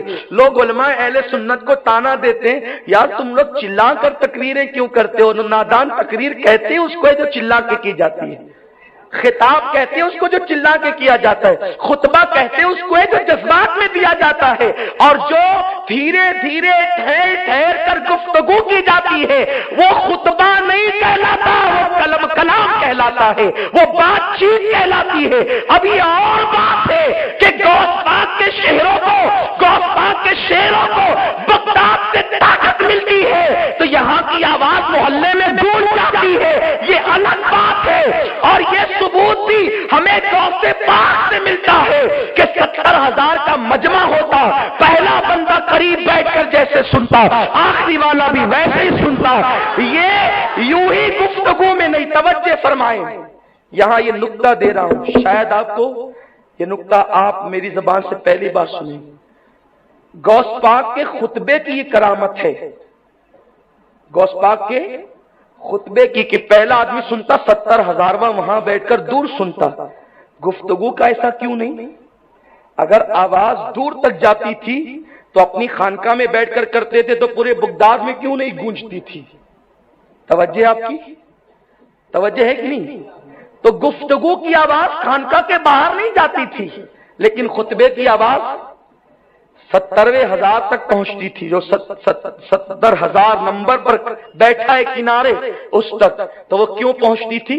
یہاں منبر سے زور سے بولی جاتی تھی اسی لیے تو پہنچتی تھی۔ تو گرج گرج کر بولنا یہ غوث پاک کے شیروں کا کام ہے۔ ہاں، اگر لومڑیاں اس پر قدرت نہیں رکھتی تو یہ ان کی برادری ہے، یہ ان کی برادری ہے، لیکن یہ ہنسنے کی بات نہیں، میں حدیث کی تشریح پیش کر رہا ہوں، قیامت کے آثار بتا رہا ہوں۔ تو مسجدوں میں چلایا جائے گا، آوازیں بلند کی جائے گی، فحش آوازیں۔ آقا فرماتے ہیں گانے باجوں کی گھر گھر کثرت ہوگی، گانے باجے گھر گھر عام ہو جائیں گے۔ یہ بھی قیامت کی نشانیوں میں سے ایک نشانی ہے کہ گانے باجوں کی کثرت ہو جائے گی۔ آپ دیکھو گھر گھر گانے باجے، لمبی لمبی داڑیاں ہیں، بڑی بڑی ٹوپیاں ہیں، حاجی صاحب ہے، نمازی صاحب ہے، قاری صاحب ہے، فلاں صاحب ہے، فلاں صاحب ہے، لیکن گھر میں ٹی وی برابر رکھا ہوا ہے۔ دینداروں کو تو آج موقع مل گیا، کیوں بھائی ٹی وی کیوں لائے؟ اس لیے لائے کہ ہمیں دینی چینل دیکھنا ہے۔ اللہ کی قسم کھا کر بتاؤ کہ صرف دینی چینل دیکھتے ہو؟ کہا نہیں، تھوڑا وقت ملتا ہے تو خبر بھی دیکھ لیتے ہیں۔ پھر وہ خبر دیکھتے ہیں تو پھر تھوڑے سے ادھر ادھر کے چینل پر بھی چلے جاتے ہیں۔ یہ سب بہانے ہیں، سب بہانے ہیں۔ میں جائز اور ناجائز کا فیصلہ کرنے کھڑا نہیں ہوا، میں علماء کی جوتیاں سیدھی کرنے والا ہوں، میں فتویٰ دینے کے لیے نہیں کھڑا ہوا، لیکن اتنا ضرور کہتا ہوں آج ٹی ویوں کی وجہ سے گھر گھر ناچ گانوں کا اڈا بن چکا ہے، ہر گھر میں ناچ گانا۔ بلکہ ہم نے تو بڑی بڑی داڑھیوں والوں کو گھروں کے اندر فلمیں بیٹھ کر دیکھتے دیکھا، اور جب پوچھا تو کہا کہ کیا کرے، ٹائم پاس نہیں ہوتا۔ حاجی جی آپ کا ٹائم پاس نہیں ہوتا، قیامت کے دن اللہ کو جواب کیا دیں گے؟ ارے ٹائم پاس نہیں ہوتا تو مصلی پر بیٹھا ہوتا، درود پڑھا ہوتا، تسبیح لیا ہوتا، لیکن اللہ اکبر ہر گھر میں گانے۔ بلکہ آج تو بے حیائی کا عالم یہ ہے کہ بیٹیاں، جوان بیٹیاں بازو میں بیٹھتی ہے، بھائی کی جوان بہن بازو میں بیٹھتی ہے، سب ایک ساتھ ہنستے کھیلتے ہیرو ہیروئن کو ننگا ناچتے ہوئے دیکھ رہے ہوتے ہیں۔ اس لیے یہ ٹی ویوں کا خاتمہ کرو یا اس کے غلط استعمال سے پرہیز کرو۔ خاتمہ نہیں کر سکتے تو اتنا ضرور کہوں گا کہ اس کا مس یوز مت کرو، اس کا غلط استعمال مت کرو، اس کا ناجائز استعمال مت کرو۔ آج جو ماحول بیٹی اور بیٹوں کے حوالے سے بگڑ رہا ہے اس میں سب سے بڑا رول ٹی وی کا ہے۔ صبح ناچ گانے کی آواز، شام ناچ گانے کی آواز، رات ناچ گانے کی آواز۔ آقا نے فرمایا گھر گھر گانے باجے کی کثرت ہوگی۔ پھر فرمایا میرے رسول نے، کیسا غیب دا میرا آقا ہے، فرماتے اگلوں پر لوگ لعنت کریں گے، اگلوں کو برا بھلا کہیں گے۔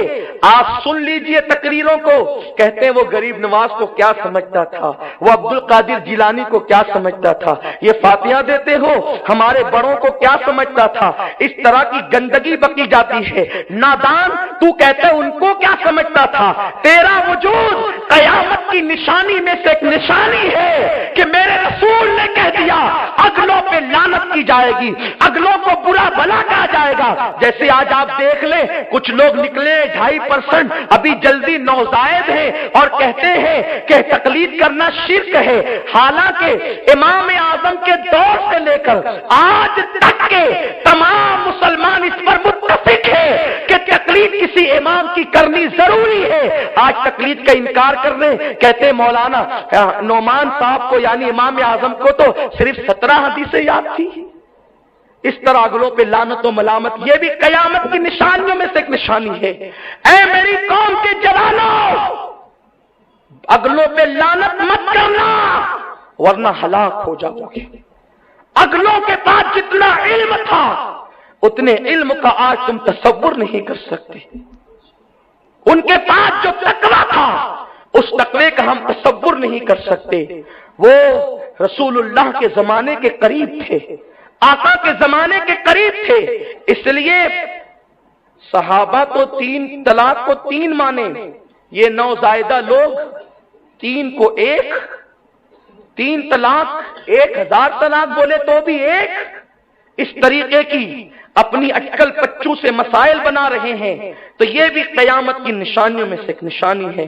فرمایا میرے رسول نے درندے جانور آدمی سے کلام کریں گے، درندے جانور آدمی سے کلام کریں گے، یہاں تک فرمایا کہ کوڑا چابک بھی انسان سے کلام کرے گا، جوتے کا تسمہ وہ بھی انسان سے کلام کرے گا، اس کے بازار جانے کے بعد جو کچھ اس کے گھر میں ہوا وہ سب اس کے جوتے کا تسمہ بتا دے گا۔ میرا خیال یہ ہے کہ ابھی تک یہ نشانی ظاہر نہیں ہوئی، اور شاید یہ جو جانور اور درندے کلام کرنے سے جو معاملہ ہے تو اس سے مراد روبوٹ بھی ہو سکتا ہے۔ جوتے کا تسمہ خبر دے گا۔ آج کل ایسے جوتے ٹیکنیکل نکلے ہیں کہ وہ بہت ساری چیزوں کے معاملے میں انسان کا سپورٹ کرنے، اور ممکن ہے آگے کی ایجادات ایسی ہو۔ آج ایجادات ختم نہیں ہوئی ہے نا۔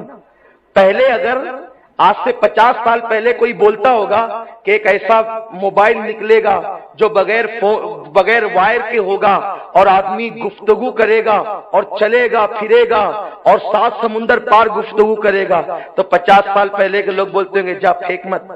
یہ تو کہتے ہوں گے لوگ یہ تیرا دماغ نہیں خراب ہو گیا، پھینک رہے ہیں یہاں بیٹھ کے، کوئی اور ملا نہیں تجھے صبح سے؟ یہ بات لوگ کرتے ہوں گے، نہیں ہے کہ نہیں یہ بات؟ لیکن اب موبائل کا دور ہے اور پتہ نہیں آگے کیسے کیسے موبائل آئیں گے اور کیسی کیسی مشینیں آئے گی، اور میرے رسول کی نگاہ تو قیامت تک دیکھ رہی ہے، بلکہ میں قیامت تک کیا کہوں، قیامت کے پرے دیکھ رہی ہے، قیامت کے پرے دیکھ رہی ہے۔ تو ایجادات اور بھی ہونی ہے جو آج ہمیں سمجھ میں نہیں آ رہی ہے لیکن آگے ہوگی۔ پھر اس کے بعد آقا فرماتے ہیں ذلیل لوگ جن کو تن کو کپڑے نہیں، پیر میں جوتیاں نہیں، وہ بڑے بڑے محلوں میں بسیں گے، فخر کریں گے۔ آپ ہندوستان میں دیکھ لیں کہ عرب میں دیکھیں جو چرواہے تھے نا، جو اونٹ چراتے تھے، آج ان کی بلڈنگیں دیکھو نجدیوں کی۔ اس کے بعد ہندوستان میں ایک قوم تھی، نام نہیں لوں گا، کہ وہ اگر کسی کنویں پر چلی جاتی تو اس کی کھال کھینچ لی جاتی، وہ کسی مندر میں چلی جاتی تو اس کو زندہ جلا دیا جاتا۔ اس قوم کو چلنے کا عالم یہ تھا، اس قوم کی چلنے کی پوزیشن یہ تھی کہ چلنا ہوتا، ہندوستان کی تاریخ ہے کہ پیچھے جھاڑو باندھ کر چلنا پڑتا، کہ ادھر وہ چلے گا تو ادھر جھاڑو پھرے گی پیر پر تو نقش قدم مٹیں گے۔ یعنی ہندوستان کے لوگ ان کے نقش قدم دیکھنے کو بھی توہین سمجھتے تھے۔ اگر وہ وہاں کے پنگھٹ سے پانی پی لے تو اس کے ہونٹ کاٹ دیے جاتے تھے۔ لیکن آج وہی قوم اتنی ترقی کر چکی ہے کہ اب برہمنوں کو پیچھے کیا اور یہ خود بڑے بڑے عہدوں پر فائز ہیں، بڑے بڑے محلوں میں رہ رہے ہیں۔ تو میرے رسول کی پیشن گوئی دیکھ لو، آقا کریم کا فرمان، مسلمانوں ہمارا نبی ہر نبی کا سردار ہے، وہ سید الانبیاء ہیں. ہم نے قدر نہیں کی، ہم نے پڑھا نہیں، ہم نے سمجھا نہیں. میرے رسول پوری سروے رپورٹ پیش کرنے، قیامت آنے سے پہلے ایک ایک بات اپنی نگاہوں سے دیکھ لو. آقا فرماتے ہیں پھر دجال ظاہر ہوگا. اب یہاں سے گفتگو کا اصل آغاز ہو رہا ہے. دجال ظاہر ہوگا. یہ دجال، پہلے دجال سن لے یہ کون ہے. دجال کا لغوی معنی ہے مکار، فریب دینے والا، شعبدے بتانے والا، اس کو کہتے ہیں دجال. اس دجال کو، جو دجال آخری میں ظاہر ہوگا، تو آپ تھک تو نہیں گئے نا؟ میں اپنی گفتگو جاری رکھوں نا؟ ہاں، کیونکہ یہی یہ عنوان مکمل کرنا ہے آج. پھر اس کے بعد تو پھر آئندہ ہفتے دوسرا عنوان ہوگا انشاءاللہ. اور پھر آپ لوگ جو آج پریشان ہیں، اللہ تعالی ہم سب کو فتنوں سے بچائے.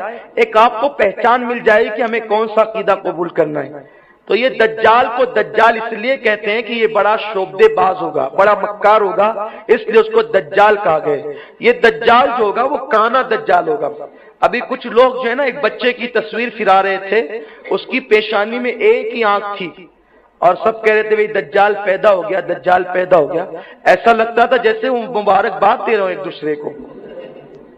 حیرت ہوتی ہے لوگوں پر، عجیب حال ہے لوگوں کا کہ بس جو آ گیا موبائل پر اس کو آگے بڑھاؤ، آگے بڑھاؤ. سوچتے تک نہیں ہم کیا کر رہے ہیں. وہ ایک پیشانی پر ایک آنکھ تھی، کسی نے مجھے بھی بھیجا کہ دجال پیدا ہو گیا. میں نے کہا مبارک ہو. پھر آپ کیا کہوں اس سے زیادہ؟ کہہ کیا سکتے، کر کیا سکتے ہیں. تو بہرحال اللہ رحم و کرم فرمائے. ہماری قوم کو اتنی بھی سوچ نہیں ہے کہ کون سا میسج آگے بڑھانا چاہیے، کون سی تصویر آگے بڑھانا چاہیے، کون سی کلپ آگے بڑھانا ہے. بس جو آئے بڑھاتے جاؤ. حق ہے نہیں ہے، کیا ہے، کچھ نہیں. مسلمانوں تم مومن ہو، ذمہ دار ہو. کوئی چیز کو آگے بڑھانے سے پہلے سوچ لیا کرو. میرے آقا فرماتے ہیں جو دوسروں سے سن کر اسی کو آگے بڑھاتا رہے، اس کے جھوٹا ہونے کے لیے بس اتنا ہی کافی ہے. اس لیے جھوٹے مت بنو، تحقیق کرو. تو دجال جو ہوگا وہ کانا دجال ہوگا. کانا دجال کا مطلب دیکھو، میرے رسول نے اس کی پوری شکل بیان کی. اس کا قد لمبا ہوگا. وہ دجال جو ہوگا وہ لمبے قد کا ہوگا، اور اس کا چہرہ مکرو ہوگا، اور اس کے جو بال ہوں گے نا، وہ گھنگرو والے جو بال ہوتے ہیں نا، وہ ایک دم بالکل ایک دوسرے کے اندر اٹے ہوئے گھنگرو والے بال، جس کو کہتے ہیں گھنگریالے بال، ایک دم اٹے ہوئے ویسے اس کے بال ہوں گے. اور اس کی آنکھیں دو ہوگی، لیکن ایک آنکھ ٹھیک ہوگی جیسے انسانوں کی ہوتی ہے، اور دوسری آنکھ انگور کے دانے کی طرح ہوگی. جیسے کسی کی آنکھیں میں پھولا ہو جاتا ہے نا، وہ موتیا بن جس کو کہتے ہیں، تو وہ موتیا بن چھوٹا سا ہوتا ہے، وہ دجال کی نشانی نہیں ہے. وہ موتیا بن کی طرح بڑے انگور کی طرح آنکھی کے اندر وہ ہوگا، وہ دجال ہوگا. اور اس کی پیشانی پر اس کی بڑی نشانی یہ ہے دجال کی، ایک تو گھنگریالے بال ہے اس کے، لمبا قد ہے، کانا ہے، وہ ایک آنکھی اس کی انگور کے دانے کی طرح ہے، اور ایک آنکھی اس کی ٹھیک ہے اور بہت بڑی ہے، اور ایک بہت چھوٹی ہے. وہ کانا دجال ہے، لمبا ہے. اور اس کی بڑی نشانی یہ ہے کہ جو مومن ہوگا، مومن عند اللہ، جو سچا مومن ہوگا، اس کی پیشانی پر، دجال کی پیشانی پر اس کو لکھا ہوا نظر آئے گا کاف فے رے، یعنی کافر. اور کافروں کو نظر نہیں آئے گا، یہ صرف مومنوں کو نظر آئے گا. یہ دجال کی نشانی ہے. اب دجال نکلے گا کہاں سے؟ دجال نکلے گا اصفہان، ایک علاقہ ہے آج بھی اصفہان ہے، یہ اصفہان ایران میں موجود ہے. اصفہان کے قریب ایک چھوٹا سا علاقہ دیہات ہے. دجال وہاں سے نکلے گا، اور دجال جب وہاں سے نکلے گا تو دجال کا عالم یہ ہوگا کہ وہ 40 دن کے اندر پوری دنیا کا دورہ کر لے گا سوائے حرمین شریفین کے، یعنی حرمین طیبین کے علاوہ، یعنی مکہ مکرمہ اور مدینہ منورہ کے علاوہ وہ صرف 40 دن میں پوری دنیا کا دورہ کرے گا، وہ اتنی تیز رفتاری سے دورہ کرے گا۔ اب میں آپ سے پوچھتا ہوں، جب مسجد نبوی میں بیٹھ کر میرے رسول اور آپ کے غیب دار رسول جب یہ کہہ رہے ہوں گے کہ 40 دن کے اندر دجال پوری دنیا کا دورہ کرے گا، تو اس زمانے میں لوگوں کو حیرت نہیں ہو رہی ہوگی کہ 40 دن میں پوری دنیا کا دورہ کیسے ہو سکتا ہے؟ لیکن شاید آج آپ کو حیرت نہیں ہوگی۔ کیوں؟ پلین کا زمانہ ہے، پلین کا زمانہ ہے۔ میں نے صبح کی اس حالت میں، یعنی میں اس کا شورا کرنے کے لیے نہیں کہہ رہا ہوں، مثال دینے کے لیے کہہ رہا ہوں، یہ تو سرکار کی نالین کی خیرات ہے۔ صبح اس حالت میں کی کہ میں دیوا شریف میں وارث پاک کے آستانے میں تھا صبح 10 بجے تک، اور 10 بجے تو رات کے تو میں یہاں آپ کے سامنے بیان کر رہا ہوں۔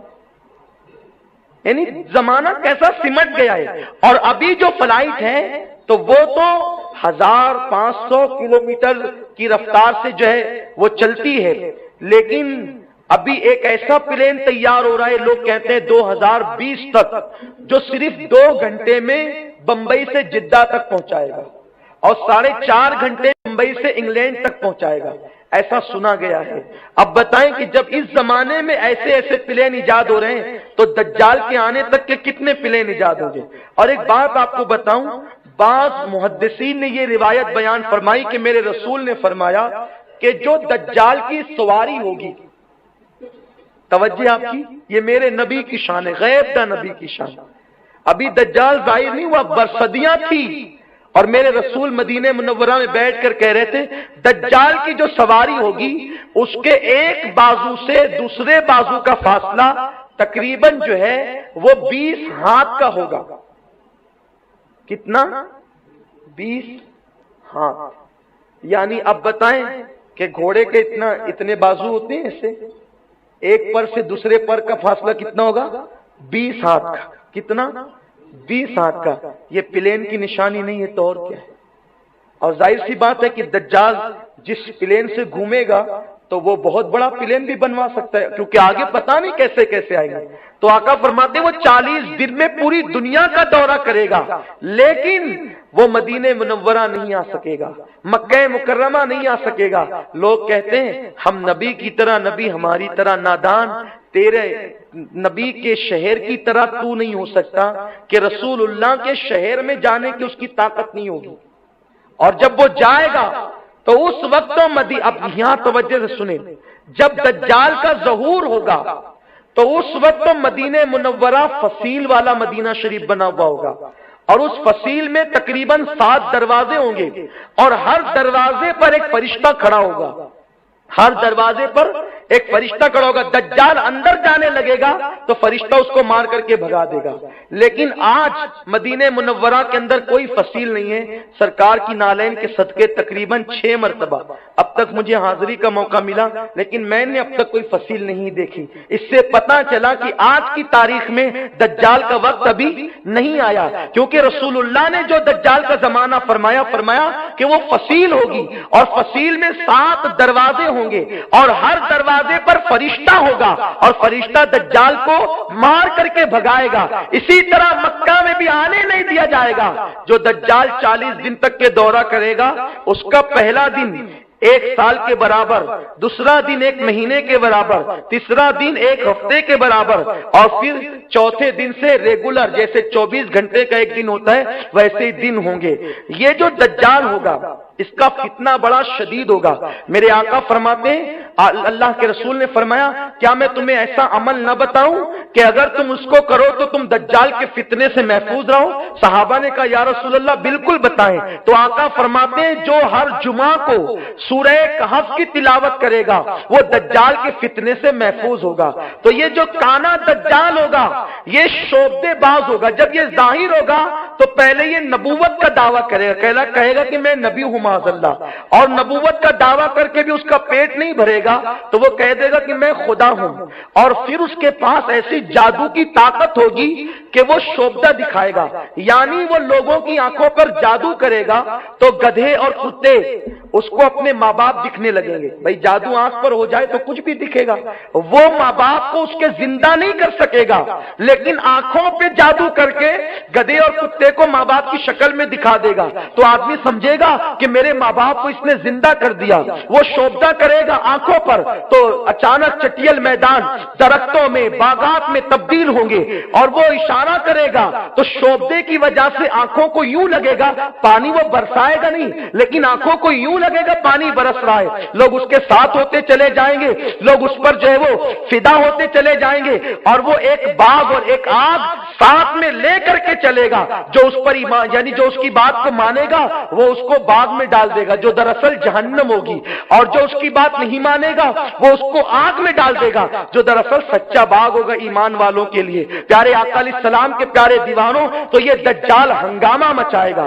اب جب دجال ہنگامہ مچائے گا, اب توجہ فرمائیں, دجال جب ہنگامہ مچائے گا اور پوری دنیا میں اس کا فتنہ پھیلے گا, لوگ تیزی کے ساتھ اس کے فتنے میں گرفتار ہوں گے. پوری دنیا کے اندر کفر اور کفر کا دور دورہ ہوگا. اسلامی حکومتیں, اسلامی سلطنتیں سب ختم ہو جائے گی. اس وقت اللہ تبارک و تعالی امام مہدی کو ظاہر کرے گا. کب ظاہر کرے گا؟ پہلے دجال آئے گا. دجال کا فتنہ پہلے پھیلے گا, ساری دنیا سے اسلامی حکومتیں ختم ہو جائے گی, تب امام مہدی کا ظہور ہوگا. امام مہدی تب ظاہر ہوں گے. اب یہ کوئی بھی حیدرآباد سے, ممرا سے, کرناٹک سے کوئی بھی منچلا اٹھ کر کے کھڑا ہوا میں مہدی علیہ السلام ہوں, اور تیرے تجھے بولنے کی ڈھنگ نہیں, تجھے بولنے کا شعور نہیں, اور کہتا ہے کہ میں مہدی ہوں, مہدی کی شان سنو. پہلے تو یہ نشانی, اگر کوئی یہ کہتا ہے کہ میں مہدی بن کر آ گیا تو کیا دجال آ گیا ہے؟ کہاں ہے دجال؟ آج بھی مومنین اور سخت مومنین, کٹر مومنین زمین پہ موجود ہے. ارے لوگ آج اتنے کٹر مومن ہیں کہ اگر کوئی فروعی مسائل میں غلطی کر دے تو پوری دنیا میں اس کے خلاف ہنگامہ کھڑا کر دیتے ہیں. آج لوگوں میں اتنا تسلب ہے, اتنے متسلب لوگ آج موجود ہیں. تو ایسوں کی موجودگی میں دجال کیسے؟ دجال کی آمد کے وقت تو مٹھی بھر مسلمان ہوں گے, چند ہوں گے, چند. پوری دنیا سے اسلامی حکومت کا خاتمہ ہوگا. آج عرب نام نہاد صحیح, اسلامی حکومت تو ہے. ترکی نام نہاد صحیح, عراق اور دیگر ممالک نام نہاد صحیح, لیکن مسلم ممالک تو ہیں. اس وقت سارے ممالک پر اسلامی حکومت ختم ہوگی, مسجدوں پہ تالے پڑیں گے, مسجدیں ویران ہوگی, تو امام مہدی ظہور پذیر ہوں گے. اب آئیے امام مہدی کی طرف چلتے ہیں. یہ امام مہدی, کچھ لوگ یہ کہتے ہیں کہ وہ پیدا ہو چکے ہیں. یہ چیز حضرت مولانا عبد الرحمن جامی رحمت اللہ علیہ نے شواہد النبوہ میں بھی بیان کیا, لیکن یہ اجماع امت نہیں ہے. یہ امام عبد الرحمن جامی رحمت اللہ تعالی علیہ کی ایک اپنی رائے ہے, اور یہ دراصل شیعوں کا عقیدہ ہے کہ امام مہدی پیدا ہو گئے, اور ان کا عقیدہ یہ ہے کہ وہ امام حسن عسکری کے بیٹے جو 8 سال کی عمر میں غائب ہو گئے, اسی لیے شیعہ ان کو امام غائب بھی کہتے ہیں. لیکن اہل سنت کا عقیدہ کیا ہے, ہمارے بزرگوں کا فرمان کیا ہے؟ سیدی اعلیٰ حضرت امام جلال الدین سیوطی اور علامہ جو ہے وہ محدث دہلوی شیخ عبدالحق محدث دہلوی, ان جیسے بزرگوں کے نظریات کو میں ملا کر پیش کر رہا ہوں. مختار قول اور اصح بات یہی ہے کہ امام مہدی ابھی پیدا نہیں ہوئے. امام مہدی پیدا ہوں گے اور وہ مدینہ منورہ کے اندر پیدا ہوں گے. ان کی پیدائش کہاں ہوگی؟ مدینہ منورہ میں. وہ باپ کی طرف سے امام حسن کی اولاد میں سے ہوں گے اور ماں کی طرف سے امام حسین کی اولاد میں سے ہوں گے. اللہ کے رسول صلی اللہ علیہ وسلم نے فرمایا اس وقت تک قیامت قائم نہیں ہوگی جب تک کہ میرے خاندان سے, آقا نے کیا فرمایا, جب تک میرے خاندان سے میرا ہم نام ایک آدمی, ایک بچہ پیدا نہ ہو اور وہ پوری دنیا پر حکومت قائم نہ کر لے, اس وقت تک قیامت قائم نہیں ہو سکتی۔ تو اس سے پتا چلا کہ امام مہدی پیدا ہوں گے، اور اس سے اہل سنت کا یہ عقیدہ بھی ظاہر ہو گیا کہ کچھ یزیدی کہتے ہیں کہ روئے زمین پر کوئی سید نہیں رہا، جو سید تھے وہ ختم ہو گئے۔ ارے نادان، اگر سید ختم ہو گئے تو امام مہدی کس کے ذریعے سے پیدا ہوں گے؟ امام مہدی تو سید گھرانے میں پیدا ہوں گے، امام حسن اور امام حسین کی اولاد میں پیدا ہوں گے اور قریب قیامت پیدا ہوں گے۔ اسی لیے تو جب ہم نے کہا تھا کہ اگر کوئی یہ کہتا ہے کوئی صاحب کہ زمین پر کوئی سید نہیں، ایک صاحب نے مالیگاؤں میں بول تو دیا، لیکن جب فقیر قادری نے کہا کہ ہم سید ہیں الحمدللہ اور ہماری تاریخ ہے، اگر یقین نہیں آتا تو پھر آگ جلاؤ، آپ آ کر یہ کہہ کر کے کودو کہ دنیا میں کوئی سید نہیں، اور ہم یہ کہہ کر کے کودیں کہ ہم سید اور زمانے میں سید موجود ہے اور قیامت تک موجود رہیں گے۔ آئیے آگ میں کودیے۔ تو اس کے بعد سے کہا نہیں ہم نے ایسا نہیں ایسا کہا اور ایسا نہیں ایسا، اور پھر لوگ بگلے جھانکنے لگے۔ لیکن آج تک کے وہ قادری تلوار لٹک رہی ہے سر پر کہ جب بھی ان کا بھوت اترے گا اور وہ کہیں گے کہ نہیں نہیں ہے، تو یہ لائف ٹائم کے لیے چیلنج ہے۔ سنیوں کا چیلنج کبھی ختم نہیں ہوتا، اہل سنت کا چیلنج کبھی ختم نہیں ہوتا۔ یہ مجمع سے داد لینے کے لیے نہیں کہہ رہا ہوں، یہ حقیقت ہے۔ اور بے فضل ہی تعالی جب یہ بات سامنے آئی تو لوگوں کو پھر اپنی بات واپس لینے پہ مجبور ہونا پڑا۔ الحمدللہ امام مہدی صحیح النسب سادات، باپ کی طرف سے امام حسن، ماں کی طرف سے امام حسین کی اولاد میں پیدا ہوں گے۔ آقا فرماتے ہیں جو مہدی ہوں گے ان کا نام محمد ہوگا۔ آقا فرماتے ہیں میرے نام پر اس کا نام محمد ہوگا، اور فرماتے ہیں میرے باپ کے نام عبداللہ کے نام پر اس کے باپ کا نام عبداللہ ہوگا، یعنی وہ مشابہ ہوں گے، وہ بھی محمد ابن عبداللہ ہوں گے، ان کا نام ہوگا محمد ابن۔ یہ سرفرے کا نام کیا ہے حیدرآباد میں جس نے کیا؟ کیا نام ہے اس کا؟ نہیں بھائی نہیں، ارے وہ کلپ جو ابھی نا وہ مہندی جو کہہ رہا تھا کہ میں مہندی وہ حیدرآباد کا، وہ کیا بہرحال کوئی بھی وہ اس کا نام کچھ بھی ہے، وہ شمشاد خان یا ایسے کچھ اس کا، جمشید خان یا شمشاد خان ایسے اس کا نام ہے۔ تو امام مہدی کا نام تو محمد ابن عبداللہ ہے، حضور کے نام کا صدقہ ان کو ملا۔ اور پھر سنو، میرے غیب کا نبی نے، ممکن ہے کوئی نام بدل دے، ممکن ہے کوئی نام چینج کر دے، میرے رسول نے امام مہدی کا حلیہ تک بیان کر دیا، فرمایا اس کا نام جو مہدی ہوں گے محمد ابن عبداللہ ہوگا، مدینے میں پیدا ہوں گے، مدینے منورہ میں، اور پھر ان کا بدن دبلا پتلا ہوگا، ان کی زلفیں ہوگی، زلفیں اس طرح ہوگی کہ نہ سیدھے سیدھے ایک دم بال ہوں گے، جیسے بڑے بھدے لگتے ہیں لوگ، وہ مشین پھرا کر آتے تو ایک دم سیدھے عجیب لگتے ہیں، جیسے لگتا ہے کہ معاذ اللہ کسی نے جھاڑو کو جو ہے وہ کھول دیا ہو، یوں لگتا ہے۔ لیکن لوگ اس کو شان سے کرے گھومتے رہتے ہیں فیشن کے نام پہ، تو معاذ اللہ یہ حالات ہیں لوگوں کے۔ تو نہ بالکل ایسے سیدھے بال ہوں گے اور نہ بالکل دجال کی طرح جو ہے وہ گھنگریالے کہ عیب دار معلوم ہو، نہ گھنگریالے ہوں گے نہ بالکل سیدھے ہوں گے، میانہ ہوں گے، اور ان کی زلفیں ان کے کانوں تک ہوگی، اور ان کا چہرہ میرے رسول نے فرمایا، میرے آقا نے فرمایا اس کا چہرہ ایسا چمکے گا جیسے ستارہ جھرمٹ مارتا ہے، جیسے ستارہ یوں روشنی پھینکتا ہے، اسی طرح امام مہدی کا چہرہ چمکے گا۔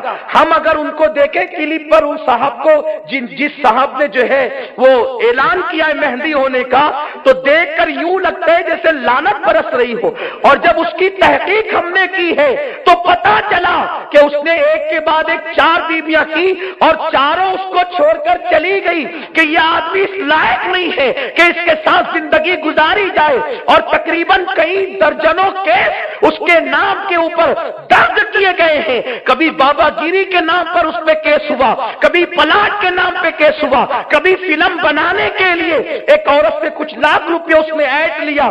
ایسا بھی کوئی مہندی ہوتا ہے؟ سنو، یہ ڈالٹا مہندی جو بن کر کھڑے ہو رہے ہیں، یہ لانتی جھوٹے، یہ مہندی کب ہو سکتے ہیں؟ ہمارا مہندی جس کی خبر میرے رسول نے دی ہے اور جس کے آنے کا ایمان اور عقیدہ ہم رکھتے ہیں۔ اس مہدی کی شان کیا ہے؟ میرے آقا کہتے ہیں اس کی زلفیں ہوگی کالی کالی زلفیں، اور چہرہ ستاروں کی طرح چمکتا ہوگا، نور نکلتا ہوگا، اور فرماتے ہیں اس کی بڑی بڑی آنکھیں ہوگی اور آنکھیں سرمگی ہوگی۔ لوگوں کو یوں لگے گا کہ بہت زیادہ سرما لگا کر آئے ہیں، لیکن انہوں نے سرما نہیں لگایا ہوگا، بغیر سرمے کے ان کی آنکھوں میں قدرتی طور پر سرمگی ہوگی، ان کی آنکھوں میں سرما لگا ہوا ہوگا، وہ پتلے بدن کے ہوں گے اور ان کا چہرہ گول سا ہوگا، ان کی بھویں ملی سی ہوگی، ان کی پیشانی چوڑی ہوگی، اور ان کی ناک جو ہوگی وہ اونچی اور پتلی ہوگی۔ اس طریقے سے وہ سفید جو ہے چمکتے رنگ والے آدمی ہوں گے، اور پھر ان کی شان یہ ہوگی کہ وہ 40 سال تک لوگوں کو ظاہر نہیں ہوں گے۔ ابھی دجال ہنگامے کر رہا، اسلامی حکومتیں ختم ہو چکی ہے اور پوری دنیا میں ظلم ہو رہا ہے، مٹھی بھر مسلمانوں پر چند جو بچے ہیں۔ تو یہ ہوگا کہ مسلمان لوگوں کے ظلم سے تنگ آ کر جو مسلمان مومنین ہیں وہ سب مکہ شریف ہجرت کر جائیں گے، ہجرت کریں گے، اور وہ مہندی اس طرح ٹی وی پر اور واٹس ایپ پر آ کر نہیں کہیں گے میں مہندی ہوں میں مہندی ہوں، ایسا نہیں ہوگا۔ اس کی کنڈیشن بتائی گئی، کیا طریقہ بتایا ہے اس کا۔ ایک تو دجال کا آنا، ابھی دجال آیا نہیں، اسلامی حکومتوں کا ختم ہو جانا، ابھی اسلامی حکومتیں ختم نہیں ہوئی، نام نہاد نہیں لیکن باقی ہے۔ پھر اس کے بعد مسلمان اتنی کثرت میں کروڑوں کی تعداد میں ہیں، کتنا ہے 1.5 ارب بتاتے ہیں نا مسلمان ہے پوری دنیا میں، 1.5 ارب، اور یہ تو دوسروں کی گنتی ہے۔ اگر ایمانداری سے دیانتداری سے کاؤنٹ کی جائے تو اور بھی تعداد نکلے گی۔ تو اتنی بڑی تعداد میں آج مسلمان ہیں، اور کہتے ہیں کہ دجال اور امام مہدی آ گئے، امام مہدی اٹھے چھٹے کبھی بھی آئیں گے اس طرح سے، معاذ اللہ۔ تم نے کیا سمجھ رکھا ہے امام مہدی کو؟ امام مہدی اپنے وقت کے غوث اعظم ہوں گے، وہ غوثیت کبریٰ کے مقام پر فائز ہوں گے۔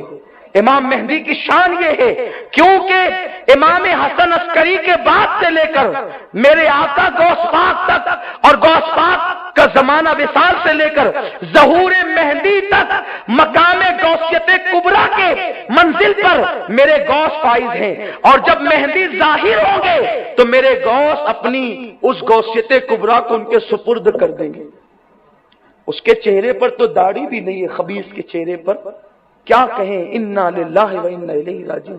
یعنی لوگ اسلام کو مذاق بنانا چاہتے ہیں، ایسے کچھ سرفروں کو کھڑا کیا جاتا ہے اور لوگ جو ہے پھر ان کے پیچھے چل پڑتے ہیں۔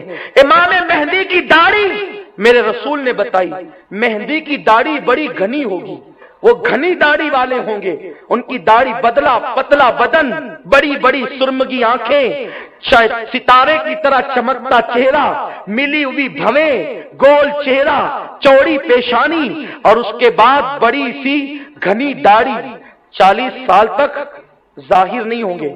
جب لوگ ظلم سے تنگ آ کر مکہ شریف ہجرت کریں گے، پیدا مدینہ شریف میں ہوں گے، لوگ مکہ شریف ہجرت کریں گے، مکہ شریف میں رمضان المبارک میں، مکہ شریف میں رمضان المبارک میں لوگ کعبے کا طواف کر رہے ہوں گے اور دعا کرتے ہوں گے مولا ہم لوگوں کے ظلم سے تنگ آ گئے، ہماری مدد فرما۔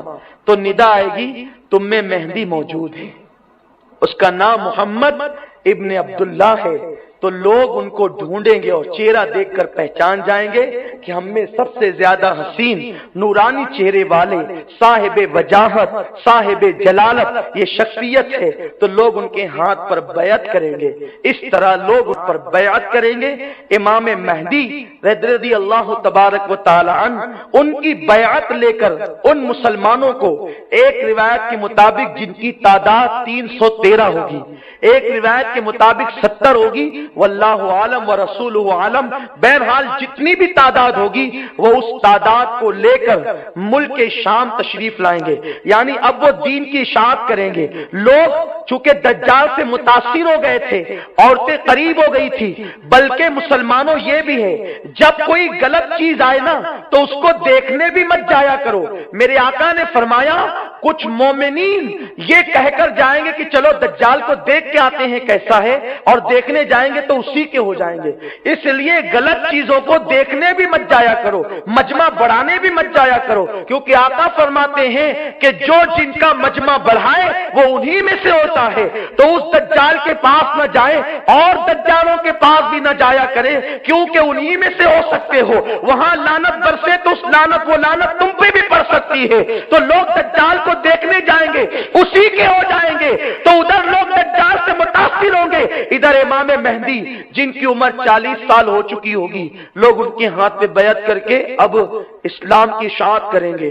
تو یہ ہوگا کہ امام مہدی جامع مسجد دمشق، ملک شام میں جو مسجد ہے، الحمدللہ فقیر قادری نے اس کی زیارت کی ہے۔ جامع مسجد میں جو عموی جامع مسجد بھی کہلاتی ہے، اس کو دمشق کی جامع مسجد بھی کہتے ہیں۔ میں جب وہاں پہنچا تھا وہ دن جمعہ کا دن تھا، میں نے سوچا یہاں نماز پڑھیں کہ نہیں پڑھیں۔ کہیں جاؤ تو پہلے یہ فکر پڑتی ہے امام کیسا ہوگا پتہ نہیں، کیونکہ حسینی ہے نا، ہم لوگ بغیر دیکھے نہیں پڑھتے، امام دیکھ کے پڑھتے ہیں۔ کیونکہ 22,000 کا لشکر میرے امام کے پیچھے نماز پڑھنے تیار تھا، حسین 22 کو لے کے کہتے تھے تمہارے پیچھے نہیں پڑھیں گے، جھگڑا تو پڑھنے کا ہی ہے۔ 22,000 ایک ساتھ جمع ہو جائیں، ہم 22 رہیں، تو حسین اعظم کے نقش قدم پہ رہتے ہوئے ہماری جماعت حسینی جماعت ہے۔ یہ نہیں ہے ابھی دیکھیں نا یہاں پر کچھ حضرات کو میں دیکھ رہا ہوں، کبھی کبھی داد دینے کو جی چاہتا ہے، لیکن پھر کبھی کبھی جو غصہ بھی آتا ہے۔ غیر مقلدین کے لیے کچھ حضرات حنفیت کے معاملے کو لے کے بہت لڑ رہے ہیں، چلیے اچھا ہے 2-4 مارکس آپ کو دے دیتے ہیں، لیکن جب آپ حرم میں جاتے ہو تو انہی غیر مقلدوں کے پیچھے نماز پڑھتے ہو، کس منہ سے تم لڑ رہے ہو؟ اگر تم سچے حنفی ہو تو مالیگاؤں میں عوام کے لیے لڑتے اور وہاں جا کر ان کے پیچھے سر پٹکتے ہو۔ یہ سنیوں کی حنفیت ہے، ہم یہاں بھی مخالف وہاں بھی مخالف، ان کے دیار میں جا کر، بلکہ ان کا کیا دیار، وہ تو دیار میرے رسول کا دیار ہے۔ ہم اپنا مسلک نہیں بدلتے، وہاں بھی حنفیت پہ قائم رہتے ہیں۔ اور یہ حال ہے، یہاں کانفرنسیں ہو رہی ہے حنفیت کو لے کر، امام اعظم کو لے کر، لیکن وہاں برابر نماز پڑھتے ہیں۔ یہ دو رنگی چھوڑ دو، دو رنگی چھوڑ دے، یک رنگ ہو جا، سراسر موم یا پھر سنگ ہو جا۔ دو رنگی ہونے سے کام نہیں چلتا۔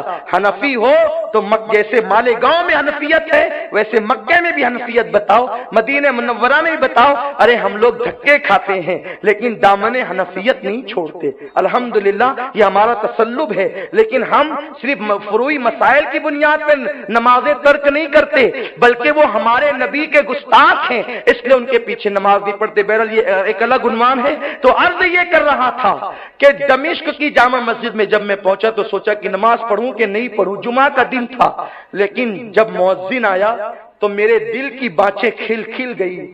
جب وہ اذان دینے کھڑے ہوا تو پہلے اس نے پوری سورہ جمعہ پڑھی اور اس کے بعد پھر اس نے قصیدہ بردہ پڑھا اذان سے پہلے۔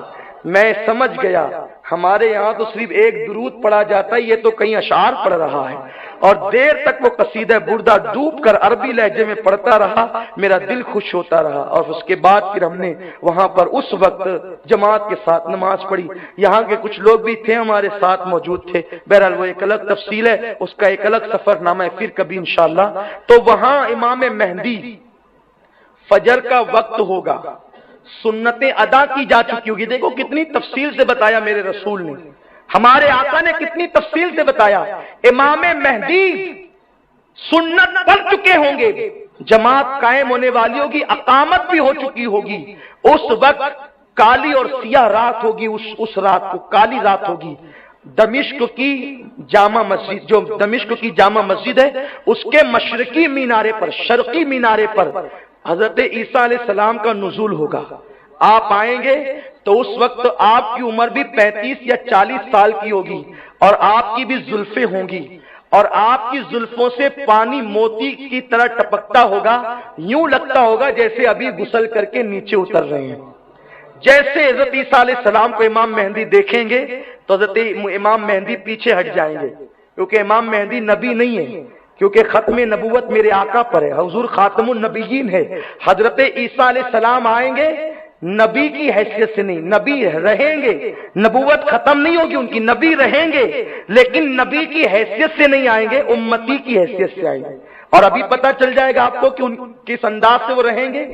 تو امام مہدی پیچھے ہٹیں گے عذرائے ادب کہ حضرت عیسیٰ اللہ کے پیغمبر آ گئے، اور مصلی ان کے سپرد کریں گے، حضور آپ نماز پڑھائیں۔ تو حضرت عیسیٰ علیہ السلام میرے رسول نے دیکھو کہاں تک بیان کیا، اپنے دونوں ہاتھ حضرت عیسیٰ علیہ السلام امام مہدی کے کاندھوں پر یوں رکھیں گے اور ان کو آگے کریں گے، آپ پڑھا یوں اس طرح سے، اس طرح میرے رسول نے بتایا، اس طرح ان کے کاندھوں پہ ہاتھ رکھ کے ان کو مصلی پہ کریں گے۔ اس وقت تو امت کے امام آپ ہیں، آپ نماز پڑھائیں۔ میرے آقا نے فرمایا اپنے صحابہ سے، اے میرے صحابہ وہ دن تم پر کتنا اچھا ہوگا کہ میرا بیٹا مہدی نماز پڑھائے گا اور عیسیٰ نبی ان کی اقتدا میں نماز پڑھیں گے۔ یہ امام مہدی کی کہاں وہ آوارہ جس کے نام پہ اتنے کیس درج ہیں، اور کہاں عیسیٰ جس کے پیچھے نماز پڑھے، حضرت عیسیٰ جس کے مقتدی بن کر، حضرت عیسیٰ کا مرتبہ جناب مہدی سے افضل ہے، لیکن جس کی اقتدا میں حضرت عیسیٰ نماز پڑھیں گے وہ امام مہدی کی ذات ہے۔ اب جب امام مہدی نماز پڑھائیں گے، ارے یہ امت محمدیہ کی شان ہے۔ کوئی کہتے ہیں ہم نبی کی طرح، ارے نبی کا بیٹا کتنی شان والا ہے، اور وہ بھی کون سا؟ سب سے آخری آنے والا امام۔ امامت کی ابتدا مولا علی سے ہوئی اور امامت کی انتہا امام مہدی پر۔ نبی کے گھر میں امامت ہے، حسین اعظم کے گھر میں امامت ہے، یہ اماموں کا خاندان ہے۔ سب سے آخری امام بن کر امام مہدی آئیں گے، نماز پڑھائیں گے۔ ادھر نماز مکمل ہوگی کہ 30,000 یہودیوں کو لے کر کانا دجال مسجد کے دروازے پہ کھڑا ہوگا۔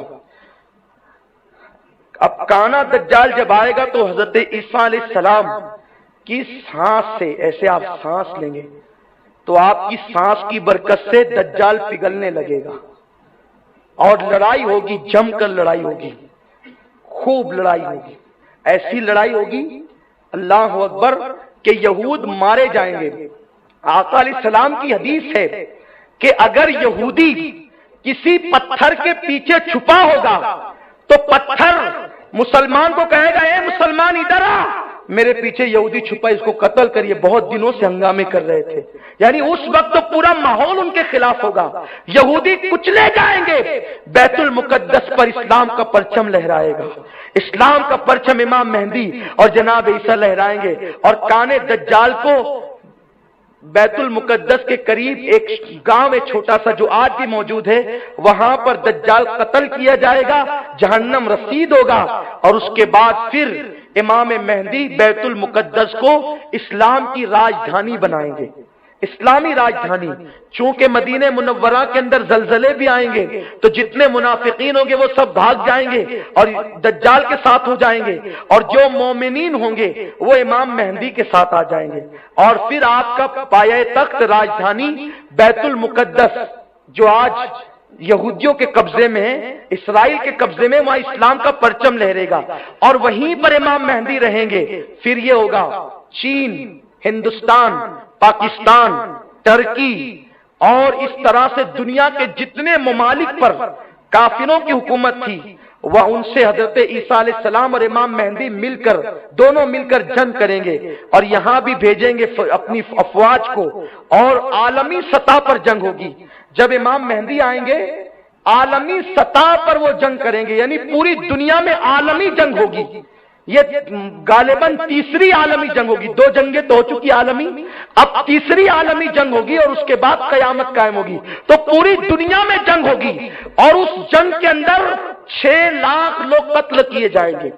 وہ اتنی بڑی جنگ ہوگی، 6 لاکھ لوگ قتل کیے جائیں گے، اور پھر ایک دن آئے گا پوری دنیا پر اسلامی حکومت ہوگی۔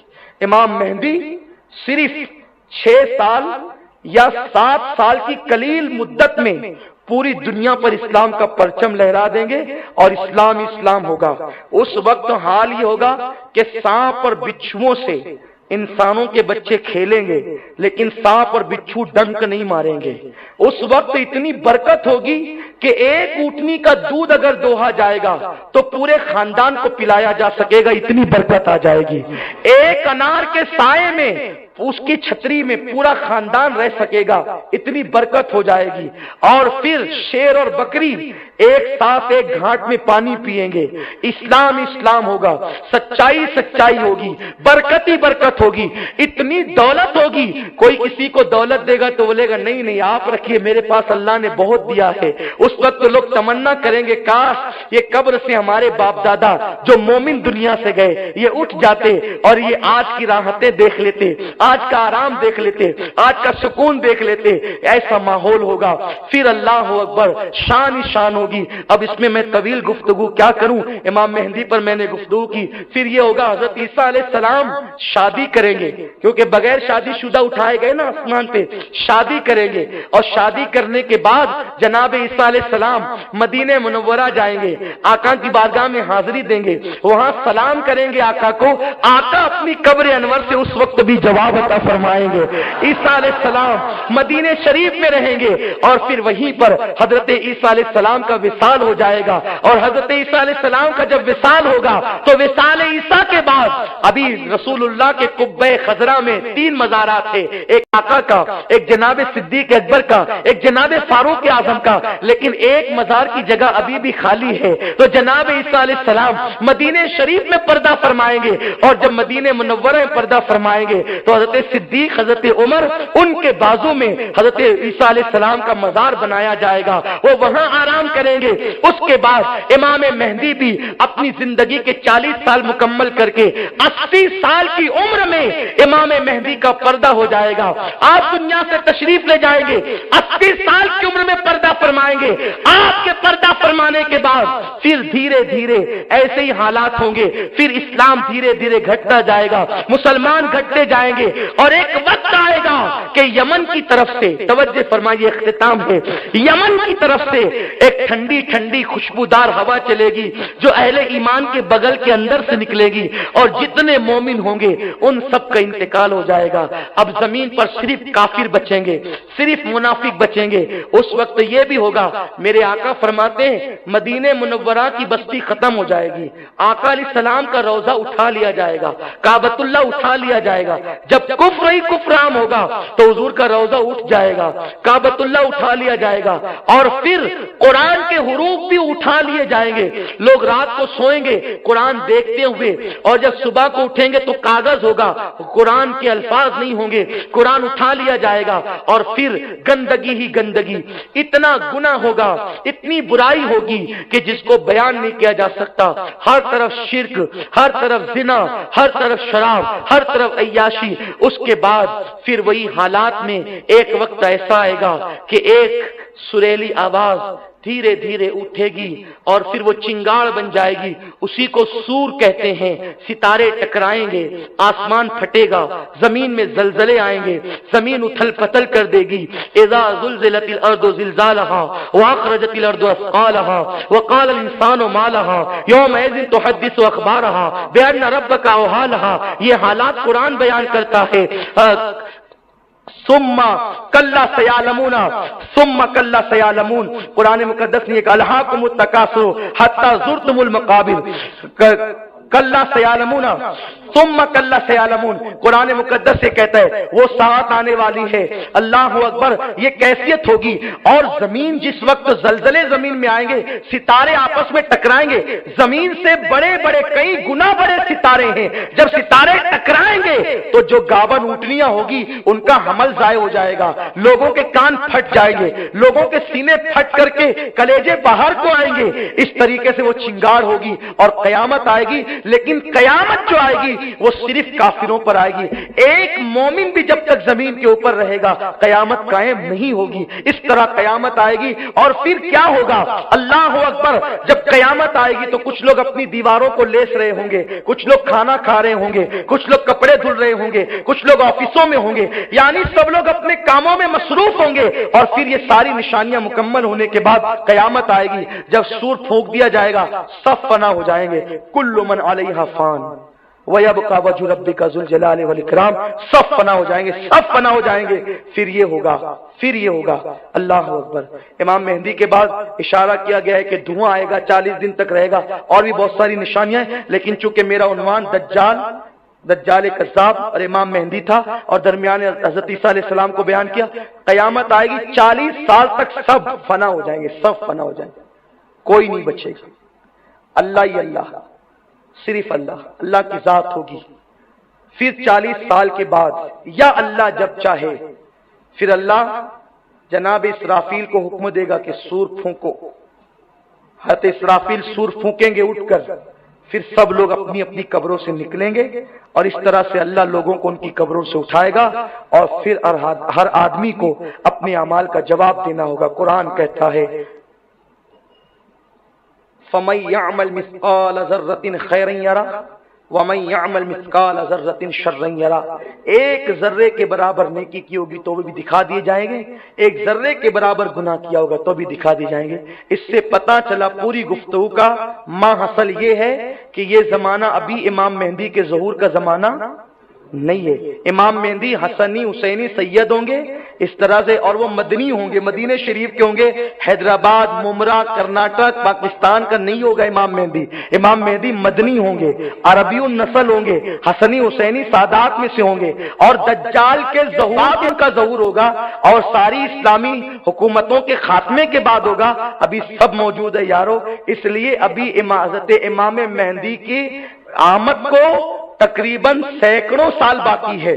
ابھی شان سے جیو، سچی توبہ کرو، ایمان اور اسلام پر رہو، اللہ تعالیٰ سب کو ایمان اور اسلام پر قائم رکھے۔